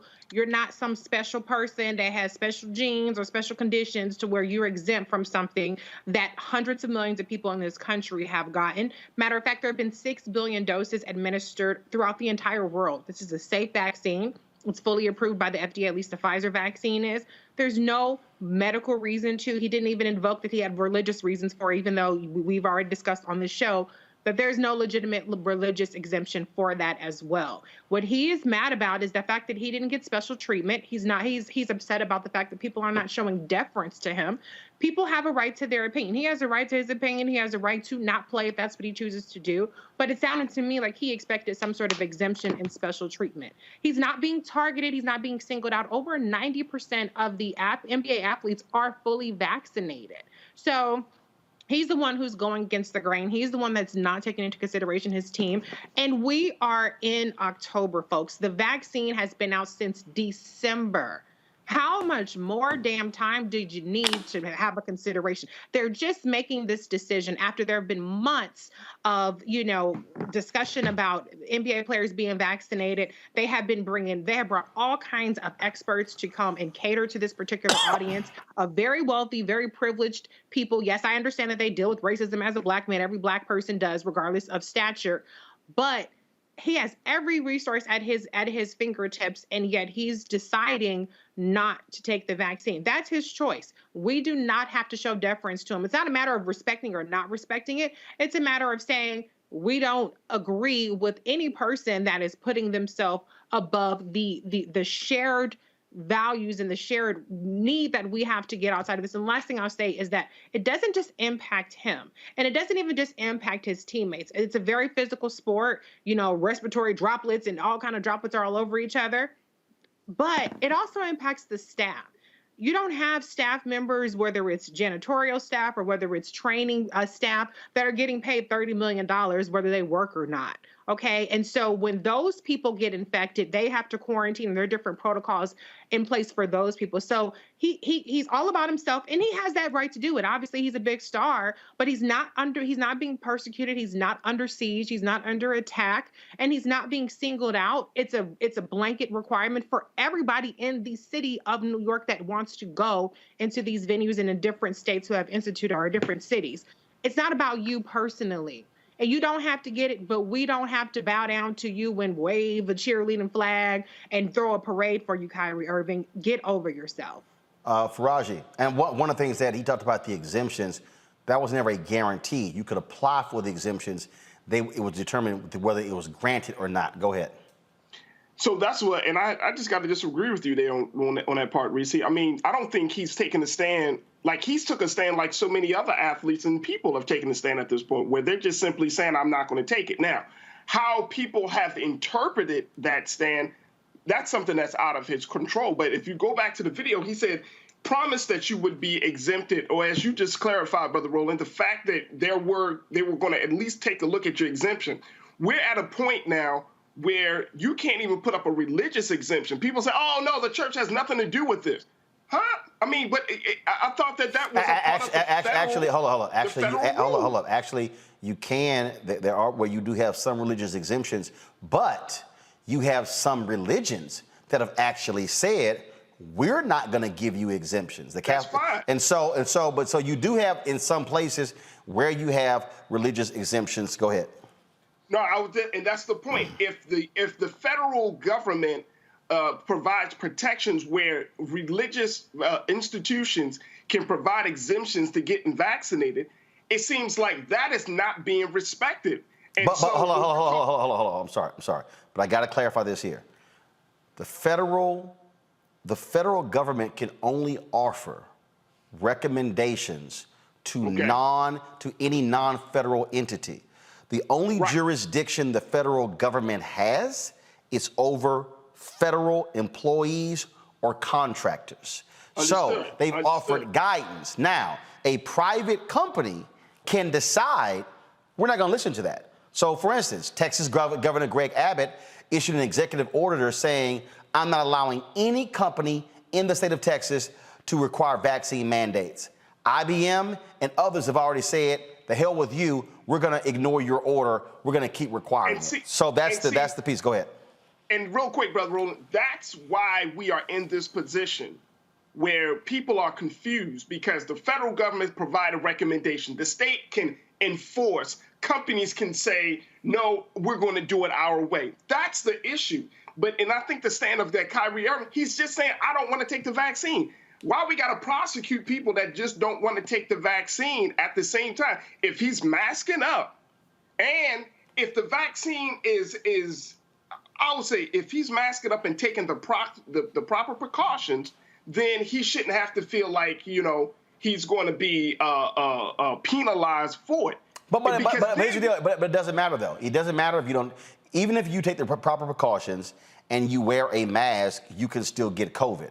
And so, that's everybody. Right, precisely. But the point is, it is offering protection for all. So United Airlines, when the United Airlines CEO said, we are going to require you actually get vaccinated. 97% of the people have done so. Hospitals have required that as well. Again, here's the thing that I think that people keep missing. There ain't no guarantee that you get to work somewhere. Yeah. There isn't. That's true. The reality is, I've applied for jobs, and they were like, here's a cup, urine sample. Now, if I objected to the urine sample, they can say, okay, thank you very much, we're done. But Brother Roland, that's different, because that's already, here's how. They already built that into the application process. No, they didn't. There's no, hold on. When there's no vaccine, when their companies are just making up the vaccine policy now. Right, because COVID just hit last year. Because COVID just hit last year, and without really having a deeper look into the legality of it, without understanding they couldn't have possibly had it. Faraji, that ain't hard. First of all, that's why we pay lawyers. I'm gonna tell you I'm gonna tell you right now. That's why we pay lawyers. I have lawyers. It wasn't that hard. It was real quick. And the bottom line is this here. When you own a company, you can actually put in requirements. You can put in mandates. You can. And so these companies, and here's the deal. This is very simple. Kyrie, you don't want to take it, not a problem. But if we have to abide by the New York City standards, New York even gave them, Greg, they even gave them a pass, but they said the practice facility of the Nets was a private facility. But the Nets said, you know what, we need team continuity. We can't have you, practicing sometimes, not practicing, playing sometimes, not playing. I mean, that's just the reality of the business that they're in. Greg, go. Yeah, that's one way of looking at it, brother. They met with James Harden and Kevin Durant the other day, and they made a business decision. Can we win this championship without Kyrie? And if those brothers said yes, now the Nets have decided, because they did have it lined up to allow him to practice, and they've explored trade options. They've done some other things. This is a business decision on the side of the Nets. Reese, you often talk about misinformation, and that's the most intriguing thing to me about this story. You see, social media has destroyed, is in the process of really undermining legacy media. And if we're not going to cover a story, if it's not going to be covered in a broad way, What is happening is the internet is out there, and you can flood everything with everything. Now, I don't know what Kyrie Irving's rationale is. I've seen him saging the court in the bubble.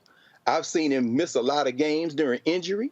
And so I don't know whether this is I'm against the vaccine, or I'm standing up for the workers, because he said he's standing up for the workers. But I know this. He went live on his Instagram, which means he has subverted any need to go through any channels. In the Nets case, they want to win a championship. And since they had an exemption, they could have made a choice to allow him to practice and go on. But they've made a calculated choice, I speculate, because it's all speculation, that they can win without him, and or that he will come around. Now they're saying they may not give him an extension. And I'm saying that, for me, the most interesting thing about this is, in an era when misinformation is everywhere, platforms, companies, legacy media cannot control it. Because right now, our students, who I stand with completely, who dozens of students organizations have supported, the law students over there as legal observers, our students who the police were called on, and all this, our students been uploading stuff on social media for months about the conditions at Howard. And when they took those trustee positions away, everybody was like, what are y'all doing? And guess what? The reason that we're in this moment, just like with Kyrie, is because they have decided we don't have to go call ABC, CBS, MSNBC, whoever. We will just upload to the gram, upload to TikTok. And so with all this confusion, Kyrie has decided, I don't want no more money from the NBA. And now, after listening to him, I'm no more clear now about why Kyrie Irving doesn't want it than I was before he went up on the ground. But I guarantee you there are people who before this said, I ain't trying to hear that, who are sitting there thinking, And once again, this means everybody viewing every platform has to make a decision. You got to sift through all this stuff to try to get at the truth. And it's more difficult than ever now, bro. I do hope that Kyrie now realizes the earth is not flat, though. Well, I mean, does he? That's what I'm saying, man. I don't know, brother. Can I also just say, too, just to be clear, the NBA does not have a vaccine mandate. I think the NBA has bent over backwards to try to accommodate the small faction of NBA players who are anti-vax. But you're not exempt from the laws and the rules that these different cities, which they're absolutely empowered to do, you're not exempt from that. And so, no, Kyrie, nobody can guarantee that you can go into New York and do whatever the hell that you want to do, despite the public health measures. That's why it's called public health, because everybody can't just do what they want to do. You have to do what is best for the overall society. And unfortunately, that kind of behavior has to be compelled. Well, that's one of the reasons why Andrew Wiggins, he was adamant he was not going to take the vaccine. But guess what? He had to make a business decision. And you know what? And that's the piece. A lot of people do. And this is what I tell people. There have been people who've been fired who did not want to take the vaccine. Okay? You know what? That's on you. This is why I say to people all the time. There are repercussions to all decisions. All decisions. If you say, I ain't taking it, okay, repercussions. So as long as you're perfectly comfortable with what those repercussions are, do you. But there is going to be a flip side to whatever decision that you make. Got to go to break. We come back. We're going to quickly talk about the undercounting of black folks in the census. I mentioned that earlier. I told y'all. And then remember when I called out them advertising agencies who was not giving money to black-owned media? Yeah, I'm going to unpack that when we come back on Roland Martin Unfiltered to the Black Star Network.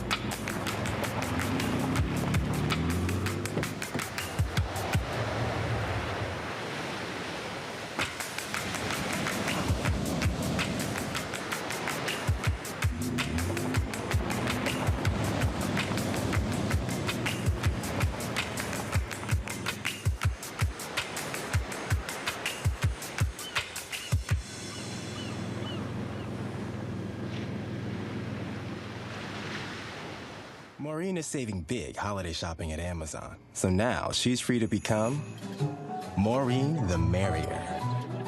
Food is her love language, and she really loves her grandson. Like, really loves.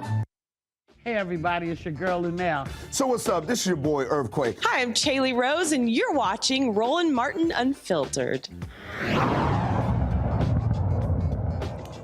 Two new analysis claim nearly 2 million black people may have been undercounted in the 2020 census. The data is crucial for federal and state funding for citizens such as Medicare, Medicaid, government housing, food stamps.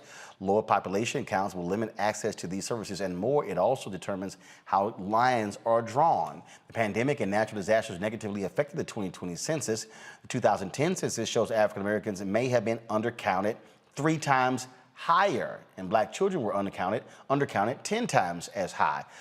You might remember when I called out the advertising agency that got the federal contract saying, why are we not spending with black-owned media? I had Congressman Stephen Horsford on here where Young and Rubicam told him point blank they were not going to buy any ads in any paper, circulation 50,000 or less. To me, that was stupid because you're trying to reach everybody. What's the problem? If the ad costs $1,500 or $1,000 or $2,000, then you pay it. You're trying to reach people. This is why, folks, voting also matters, because whoever is in charge of the federal government, they are in charge of the census.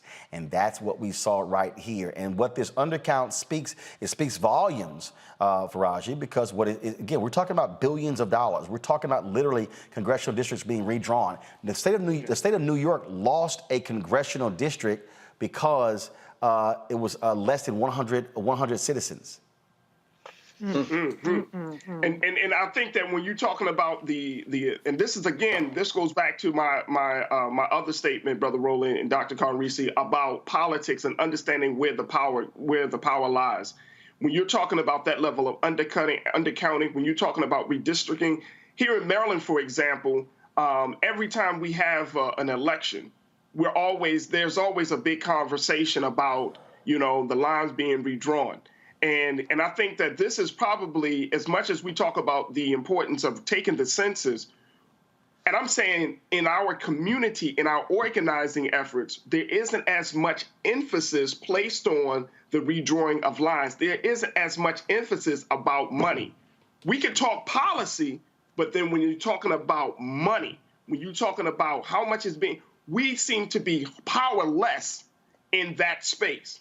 And that's something that has to change. And so when we look at places like, other states around the country where that money is flowing into some neighborhoods and it's not flowing into other neighborhoods, that's where the real work is. And we have to really figure out a way to get our hands on getting the proper funding to those communities in need. Reese? Mm-hmm. Yeah, I mean, it's a domino effect. I mean, the census is an every 10-year, issue. Then we have gerrymandering that comes into play, like Faraji is discussing. And unfortunately, the damage is already done. And we have to talk about now the impact that we can't necessarily undo with the snap of a finger. And so sometimes I just wish that we didn't have to beg people to just do something that's so simple. Now you can just go online and fill out your census. And I know people harass the hell out of you about the census because you got people that come to your door, you get emails, text messages. Like, we have to start realizing that we either become active participants in it, and voting, in my opinion, is not asking a whole lot. Filling out the census is not asking a whole lot, or else we're going to be left behind.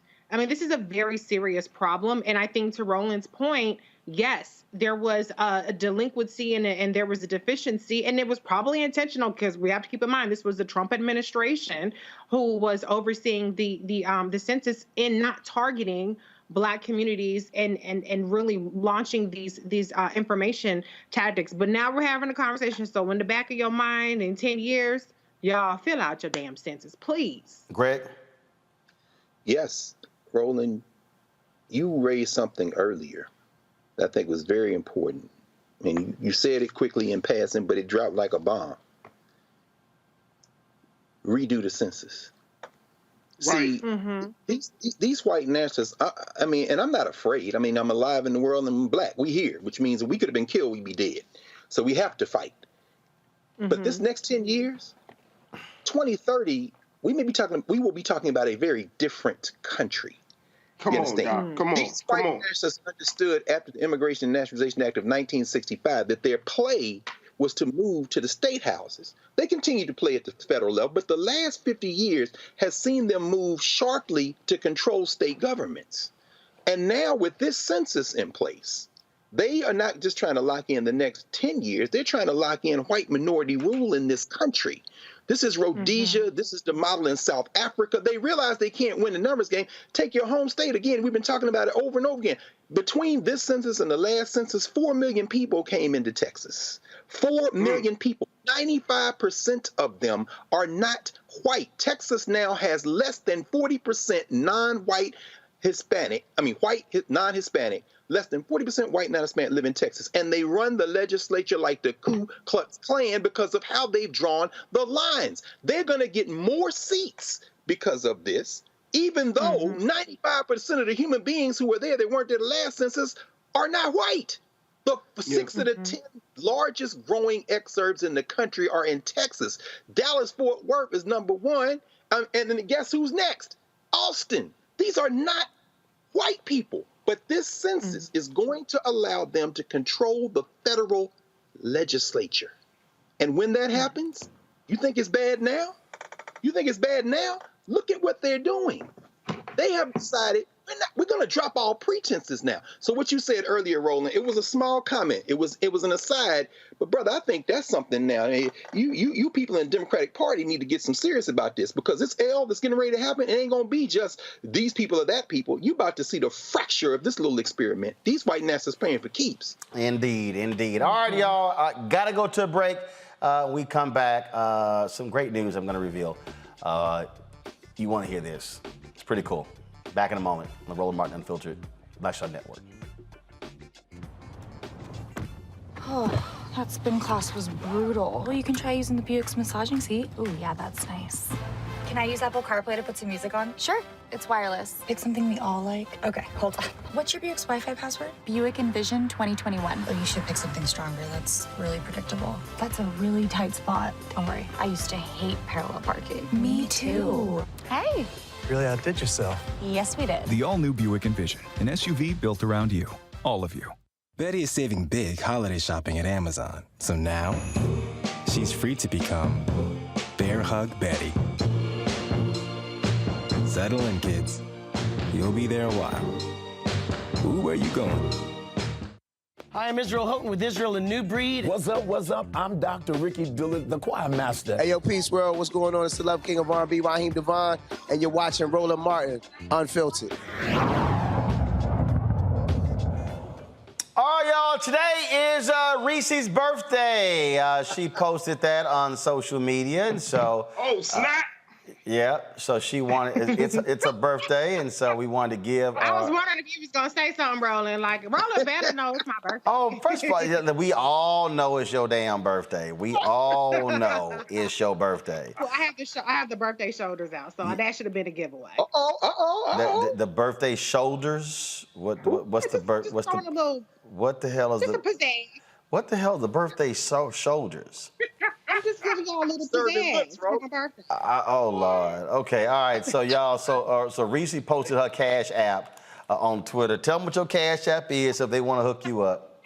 Come on. It's $ Black Woman Views. Apparently that's a red flag to post your Cash App on your birthday, but I don't give a damn. Closed mouths don't get fed, and I never ask for money. It's a red flag. That whole thing. Okay. The whole red flag thing. Okay. But it's red flag, green flag. Oh Lord. Oh Lord. Okay. Also, I want to post this here. The last time Erica Savage Wilson posted was July 15th, but she posted this on October 7th. Reese, did you send Erica some flowers? I did. All right, so I did. She was on my come heart. on, go to my computer. Thank you. All right, so this is the photo she posted. These are flowers. So that's Erica right there. So she is on the mend. She is on the mend. She is getting better, and so y'all keep praying for Erica. Like I said, she was in a very, very serious car accident, and she told me she was going to miss all of 2021 because of that accident. And so we definitely got her in prayers. And so, Erica, we definitely miss you and definitely think about you. Can't wait to have you back on the Thursday panel. And so a couple of months ago, I got this phone call.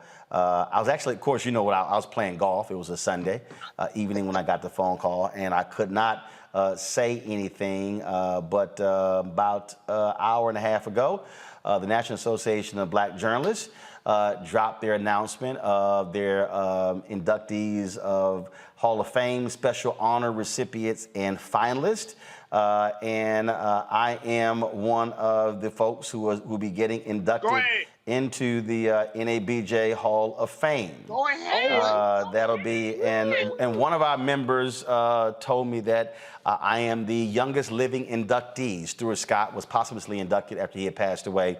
So at the age of 52, that I'm the youngest living inductee. That's what I was told. So I'm like, y'all, check the facts. But the other folks who are being inducted, A.J. Smitherman, Tulsa Star.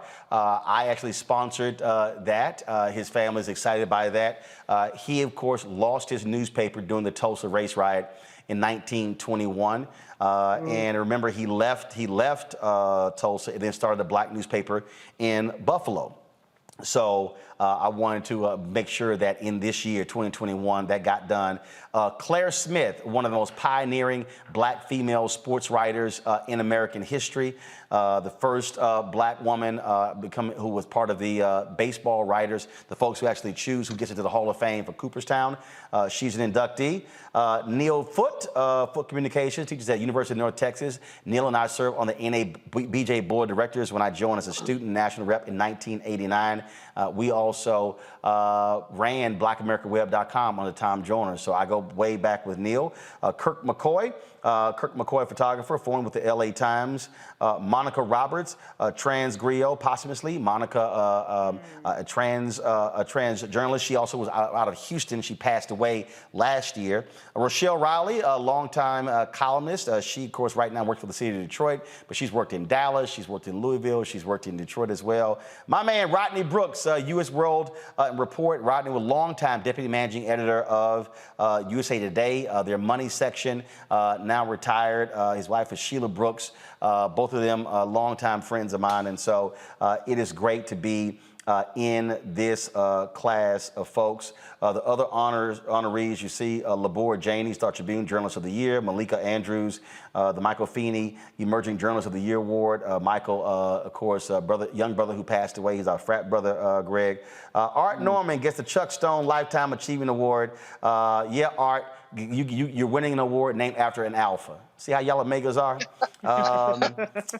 Janice Griffin, Journalist of Distinction Award. Janice Ware, the black newspaper in Atlanta, the Atlanta Voice, the Legacy Award.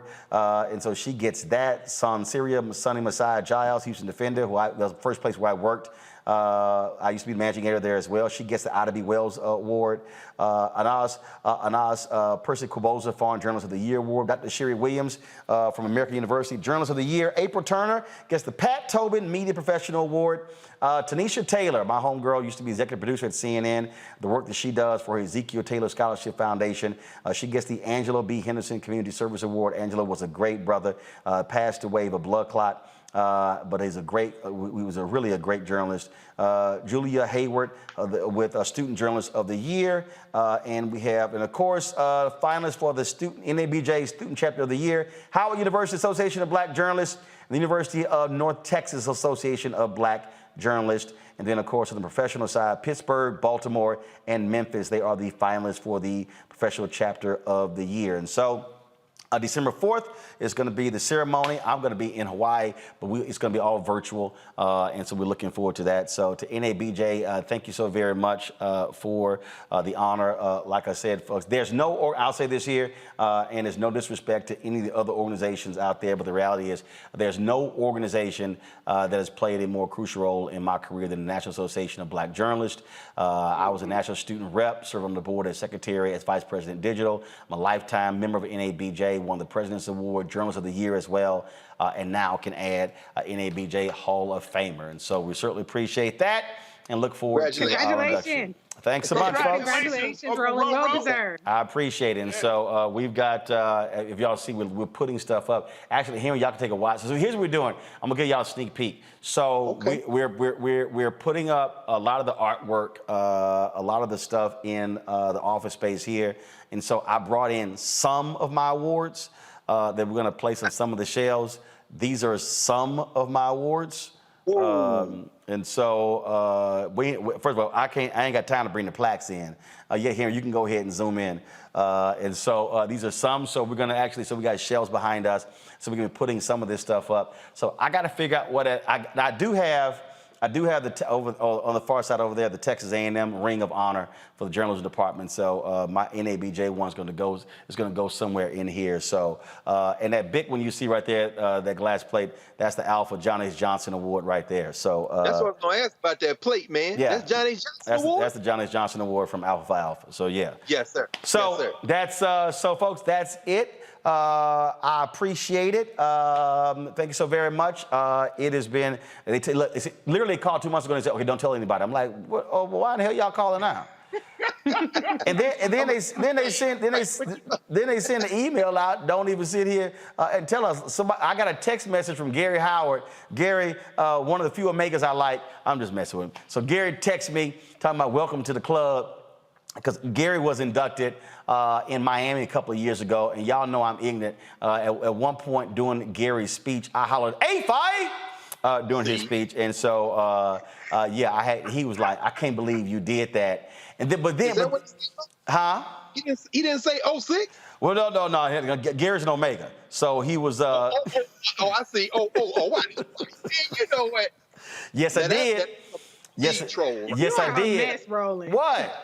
What? They knew I was going to. Right there. Well, you broke up the man's moment. So Gary, like, man, I can't believe you did that. I can't believe you did. He said, I got to figure out how to get you back. But then Gary going to say, well, you know, I got in before you. And I'm like, well, you are almost 60. I said, you should have. But shout out to my man. He cannot out-petty you. He cannot out-petty you. No, he can't. No, he can't. No. So he told me, he's like, well, you know, Ro, you know, I got in before you. I was like, yeah, because Gary, you damn near 60. I said, you know, I was in junior high when you were in college. Oh, I was killing him. Don't they know not to dance, man? Tell them, don't they know not to dance by now? You be setting them up, man. You know, I had to mess with him. And you know what? I'm going to go ahead and do this. I was not going to do this here. I had some dumbasses sending me, y'all know I don't care what nobody think. Y'all already know that. So when we were in L.A., before we were about to interview my girl Damaris Lewis. We wait for her to come in, and we were jamming. And I'm talking about jamming. Okay, I had that James Brown going, and it was so hilarious because Damaris is knocking on the door, and we don't hear the door. We don't hear, and like I got it cranked up, and so she's like, I know Roland on the other side, because she can hear the music. She's like, I know on the other side of the door he dancing. I know he dancing on the other side of this door, and so the door opens. So they open the door, and this is all you see right here. Watch this, y'all. Turn it up, come on. Oh. Come on, turn it up. Oh, man. Roland, what are you doing? First of all, I had to let them know, okay, I don't understand why y'all can't hear. You need to hear the music now, because I want to know which. It's James Brown, It's a New Day.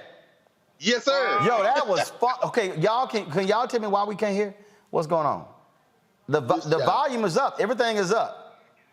Okay, I don't know why y'all not getting anything in here. So we were grooving it. So somebody had the nerve. Somebody was like, "Man, what were you doing?" I said, "First of all, don't be mad at me. Your shit don't work. Don't be mad at me. Your stuff don't work." Look, you done knocked Prodigy off the screen. Prodigy, you all right, bro? Right. Don't be mad at me. You ain't.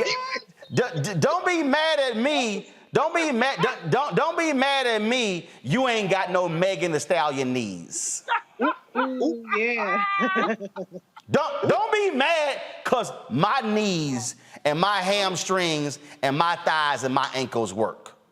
Oh. So y'all hate all you want to, but don't be all upset because your stuff don't work. That's all I'm saying. You know, I mean, everybody want to sit here and then, right? I mean, some folk got a little run their mouth, and so then so Damaris was in a movie with my boy Michael Ealy. Okay. I love that movie. Okay, so they were in the movie together, and so I interviewed Michael as well, and so I was telling Michael about, you know, y'all see levels. Okay, so what happened was I was telling Michael about what happened with Damaris. I interviewed him the next day, and so we were sitting here. I put the song on. All right, y'all watch this here. Now Michael from DC, and he act like he ain't used to no damn rhythm. Check this out. Come on, Damaris. Look right here. Come on, Michael. I ain't doing it. I ain't doing it. Hey, stop. Just stop.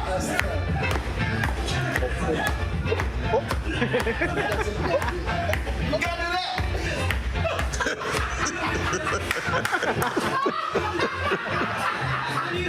Come on now, you gotta hit that shit. Oh my God. Oh my God. Now we gonna say it to her. See, Damaris, that's our song now. So I had to, cause see, she was in the doorway just getting it. You turn on me. And I was right here. So we were sitting there grooving. So, you know, again, for all y'all folk who ain't got no rhythm. Because there's some people, see, I love these people, Reese, who love trying to talk trash on social media, who get upset and get all mad and tell them about what you doing, everything like that. Because here's the problem. My deal is real simple. You don't know when you're not going to be able to use, when you can't dance.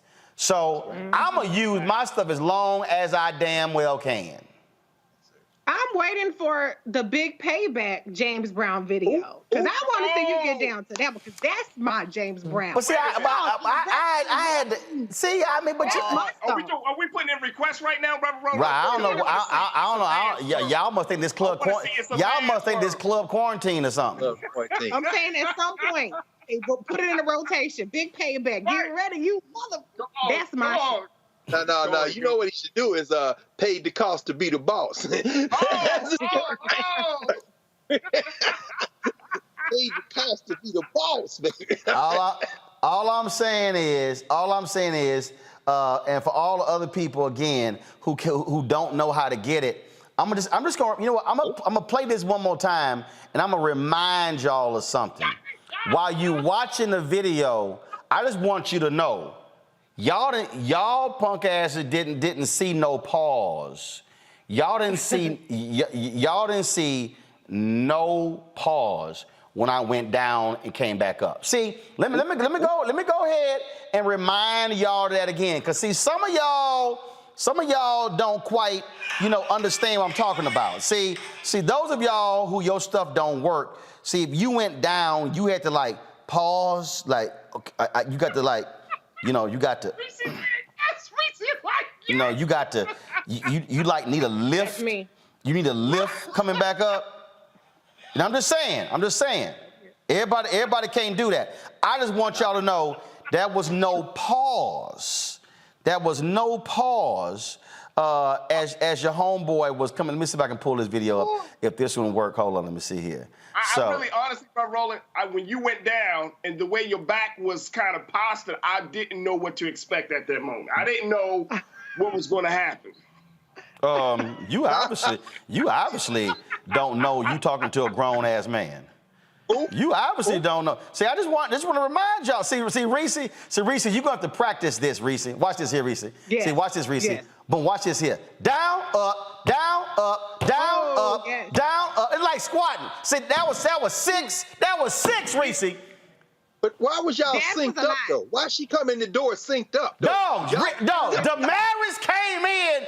All we saw, Damaris, y'all understand, she 5'11", she's 6'3" in them heels, and we opened the door. All we saw was legs just getting it.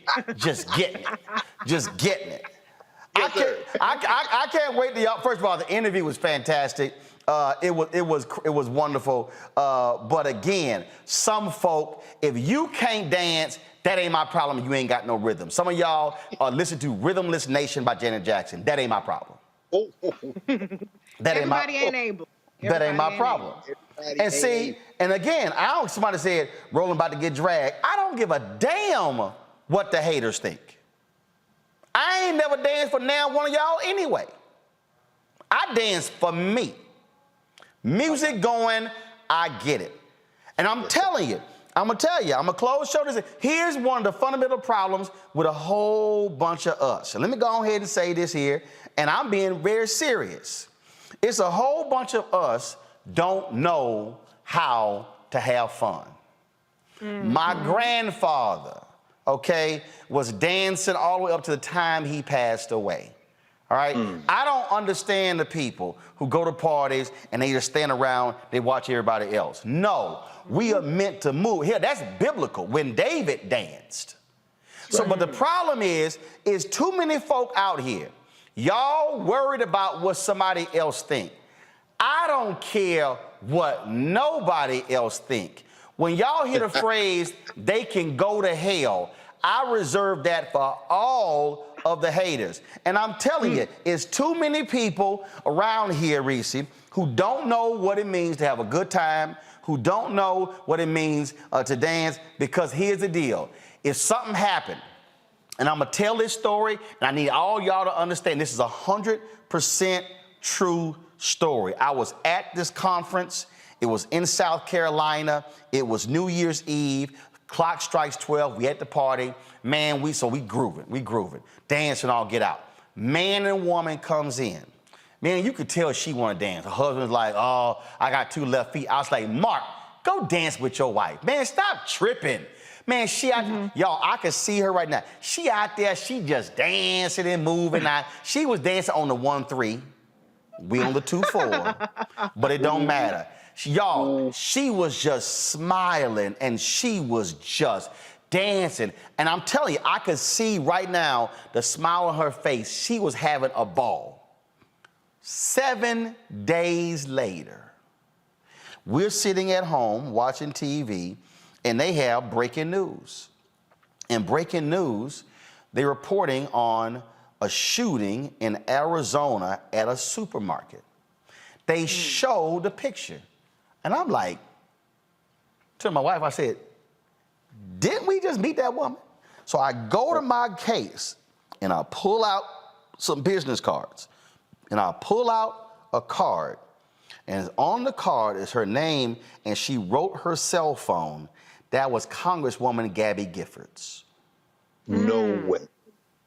The week earlier, 7 days earlier, we were dancing up a storm. A week later, she was almost killed.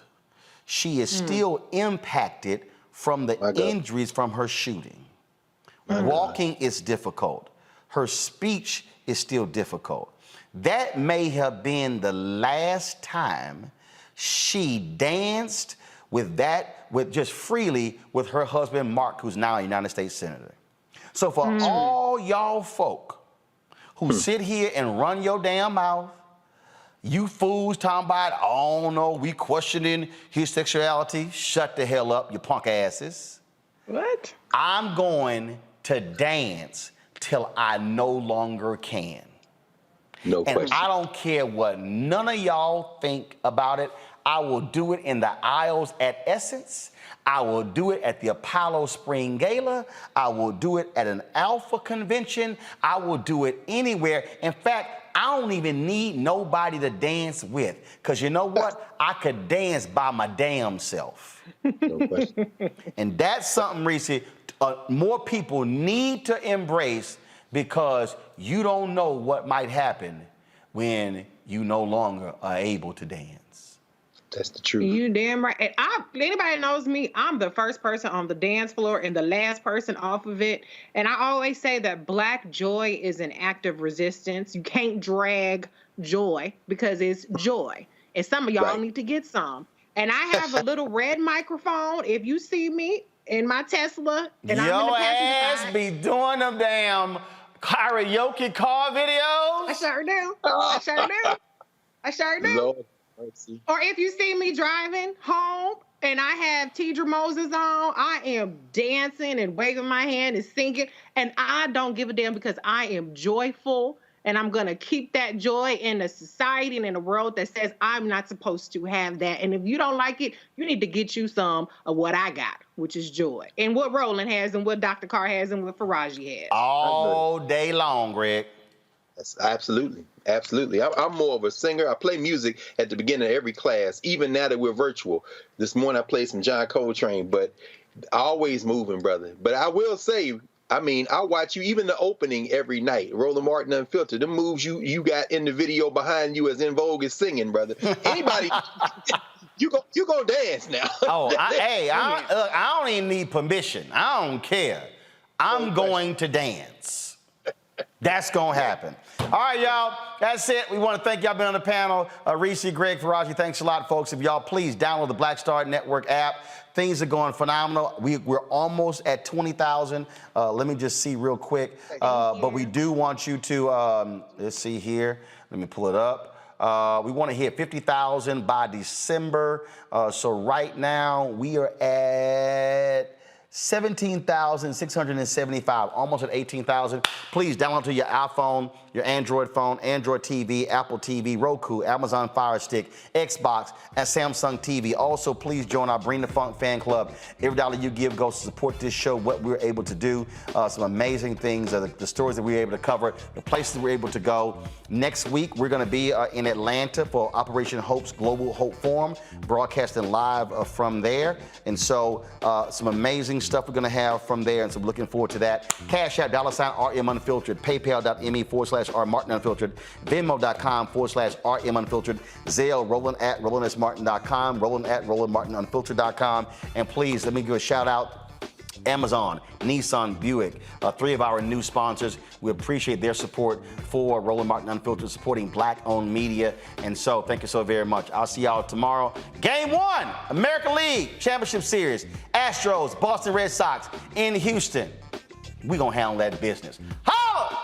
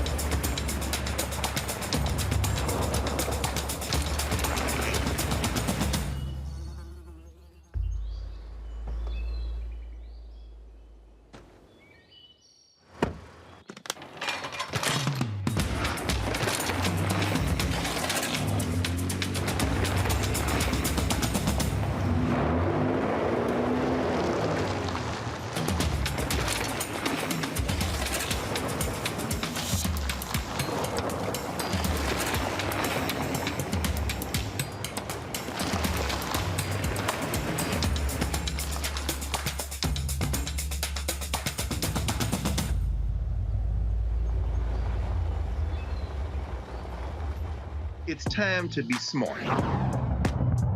Roland Martin's doing this every day. Oh, no punches! Thank you, Roland Martin, for always giving voice to the issues. Look for Roland Martin in the whirlwind, to quote Marcus Garvey again. The video looks phenomenal, so I'm really excited to see it on my big screen. Support this man, Black Media. He makes sure that our stories are told. See, this difference between Black Star Network and Black-owned media and something like CNN. I got to defer to the brilliance of Dr. Carr and to the brilliance of the Black Star Network. I am rolling with Roland all the way. Honored to be on a show that you own. A black man owns the show. Folks, Black Star Network is here. I'm real revolutionary right now.